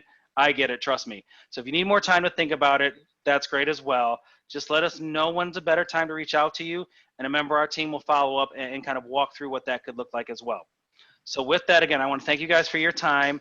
And with a few minutes left, see if there's any questions or things you guys want to ask. I have a question, and this may be you need to go read the literature answer, but what are the requirements for someone to participate? Like, what are we responsible for doing to receive all of this? That is a great question. And again, I hope you're sitting down on this one. Really nothing. Just let us know you're interested. If you know you want to use this YA curriculum, we want to get it to you. We want to invest in you. And from your end, the things you really only have to do is try to teach those 4 pillars with fidelity, which again, you'll find out very quickly that you'll want to do that. And there's a pre-educator survey, so you'll get a quick 5-10 minute online survey that you have to fill out. Gives us more information about you, what your classroom looks like, and then depending on if your school allows it, just a pre and post survey to give to your students, just so we can collect a little data to share with our donors, share with our board, and share with our members to let us know that, you know, this program's working. But that's it. Can I add on to that? Yes. Okay, so the conference last year, I actually met a few people who aren't traditional teachers. They have their own businesses where they teach entrepreneurship and they teach students photography, or they're mentors and they actually teach YE in that. So that's something else that I really love. Well, there are 4 of us here on this. We all are in the same district, but at different schools. So if we chose to, would we all be able to hear her. participate? Yes, so this is not, you know, per school or whatever. It's honestly per educator. Again, we're growing in Mississippi. One of the amazing educators and ambassadors we have, Dre Holmes. She teaches in Florence. She now has 4 educators in her building using YE. Herself, 2 that are in her department, and her SPED teacher is using YE as well this year. So it's per individual educator, not by school. Well, I would say that we are interested. So for the next step, what would we need to do? So what I will do, Heather, is I will reach out with you because I'm going to do some follow-up emails from this, and I'll probably schedule some time, you know, as early as I can next week. You know, with your schedule, I know it's very packed, and we'll start kind of getting those next steps rolling. Okay, thank you. Mm-hmm. Can I jump in there? Of course. Once you start doing it, initially we started out with 4 teachers, and then the next year there were like other teachers who was like, hey, what are you guys doing? And how come nobody told me about it? And then we ended up with 6 teachers, and then we ended up with 9 teachers. So, I mean, once they hear about it, they really want to do it. So we started out with just 4th grade, and then we moved over to 3rd grade, and now we're doing 3rd, 4th, and 5th.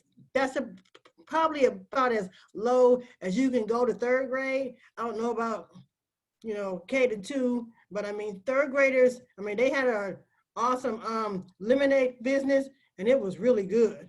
I mean, they were selling lemonade.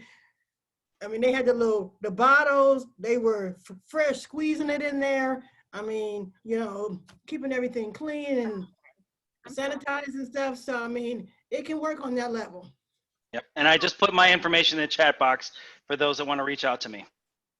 Can I ask one more question for the Of course. Is this, they're selling it to other people in the school as well? Other people everywhere. Wherever. And then that money then feeds back into more supplies for the program? No, yeah, I'll explain that one really quick. So if you decide to do Market Day, that's actually whole separate fund from your classroom fund. So what you do is, as the students develop their businesses and they let you know how much money they would need to run that one-day pop-up business, you let us know, we transfer that money to you, or you help them buy the supplies. You have your Market Day. We've seen it in schools, we've seen it in community centers, we've seen it in small little downtown areas. Really, however you want to do it is great. And then once the students have it, you do the financials with them, and they pay back their loan, and anything above and beyond that is theirs to keep. Can I add on to that? So we're in the elementary setting. So we're trying to teach them philanthropy as well as the value. Like, you really worked hard for this money. We did all this. So after we do that, our students had to pick a nonprofit or a charity, and they donated 20%, which may not seem like a lot, but for the most part, everyone made about $1,000. So it was something. And then from there, instead of just giving our children cash, because again, they're young, personally, I did gift cards. So we did a survey. Where do you want gift cards to? Walmart, Kroger, GameStop, Main Event, things like that. But that's what they work for. They'll sit and do any lesson, and it's kind of like us. We go to work. Yes, we want to help, but we also want our paycheck. Children are like, okay, we want to see the work. A good grade is one thing, but knowing, hey, I made this money and it's mine, the thing.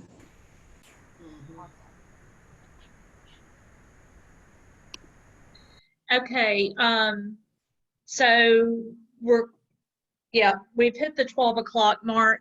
Everybody, I have posted a couple of times, although it keeps getting buried because y'all are making such great comments on YE, which I love, but there is an evaluation that we need y'all to do. Let me go cut and paste it one more time at the bottom, so you'll have that.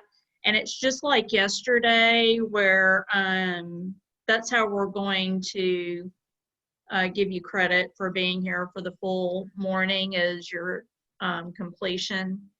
Thanks, Montgomery. So if you will please do that quickly, as soon as this is over. And I told you, we love YE. I mean, it is, if you're like, this sounds too good to be true, but it's not, because as Jason mentioned, Dre Helms, who is a high school teacher, she's at Florence High School, has had huge success with YE over at least the past year, or maybe 2 years. And so I hope that you all are able to take advantage of this awesome opportunity in your classrooms. And with that, I guess we're done today, unless anybody has any. Jason does have all of your contact information, so I know he shared with you his contact information, but if you don't reach out to him, don't worry, he's going to reach out to you and follow up and see if you're interested in being part of this. Oh, thank you to Shauna. She shared her information, as did Alexandria, in the chat box. So if y'all have any questions for them, you'll see how to reach them. But I guess that's it. Jason, you want to close this out? I have a quick question. Yes, okay? Really quick. Go ahead. Do you think that Becky could send her picture to the group me? All those other pictures are awesome, and that was an amazing presentation. Good job. Do you think she could send it to group me? Thank you, Jason. Thank you. Yeah, we'll see if you can put in there.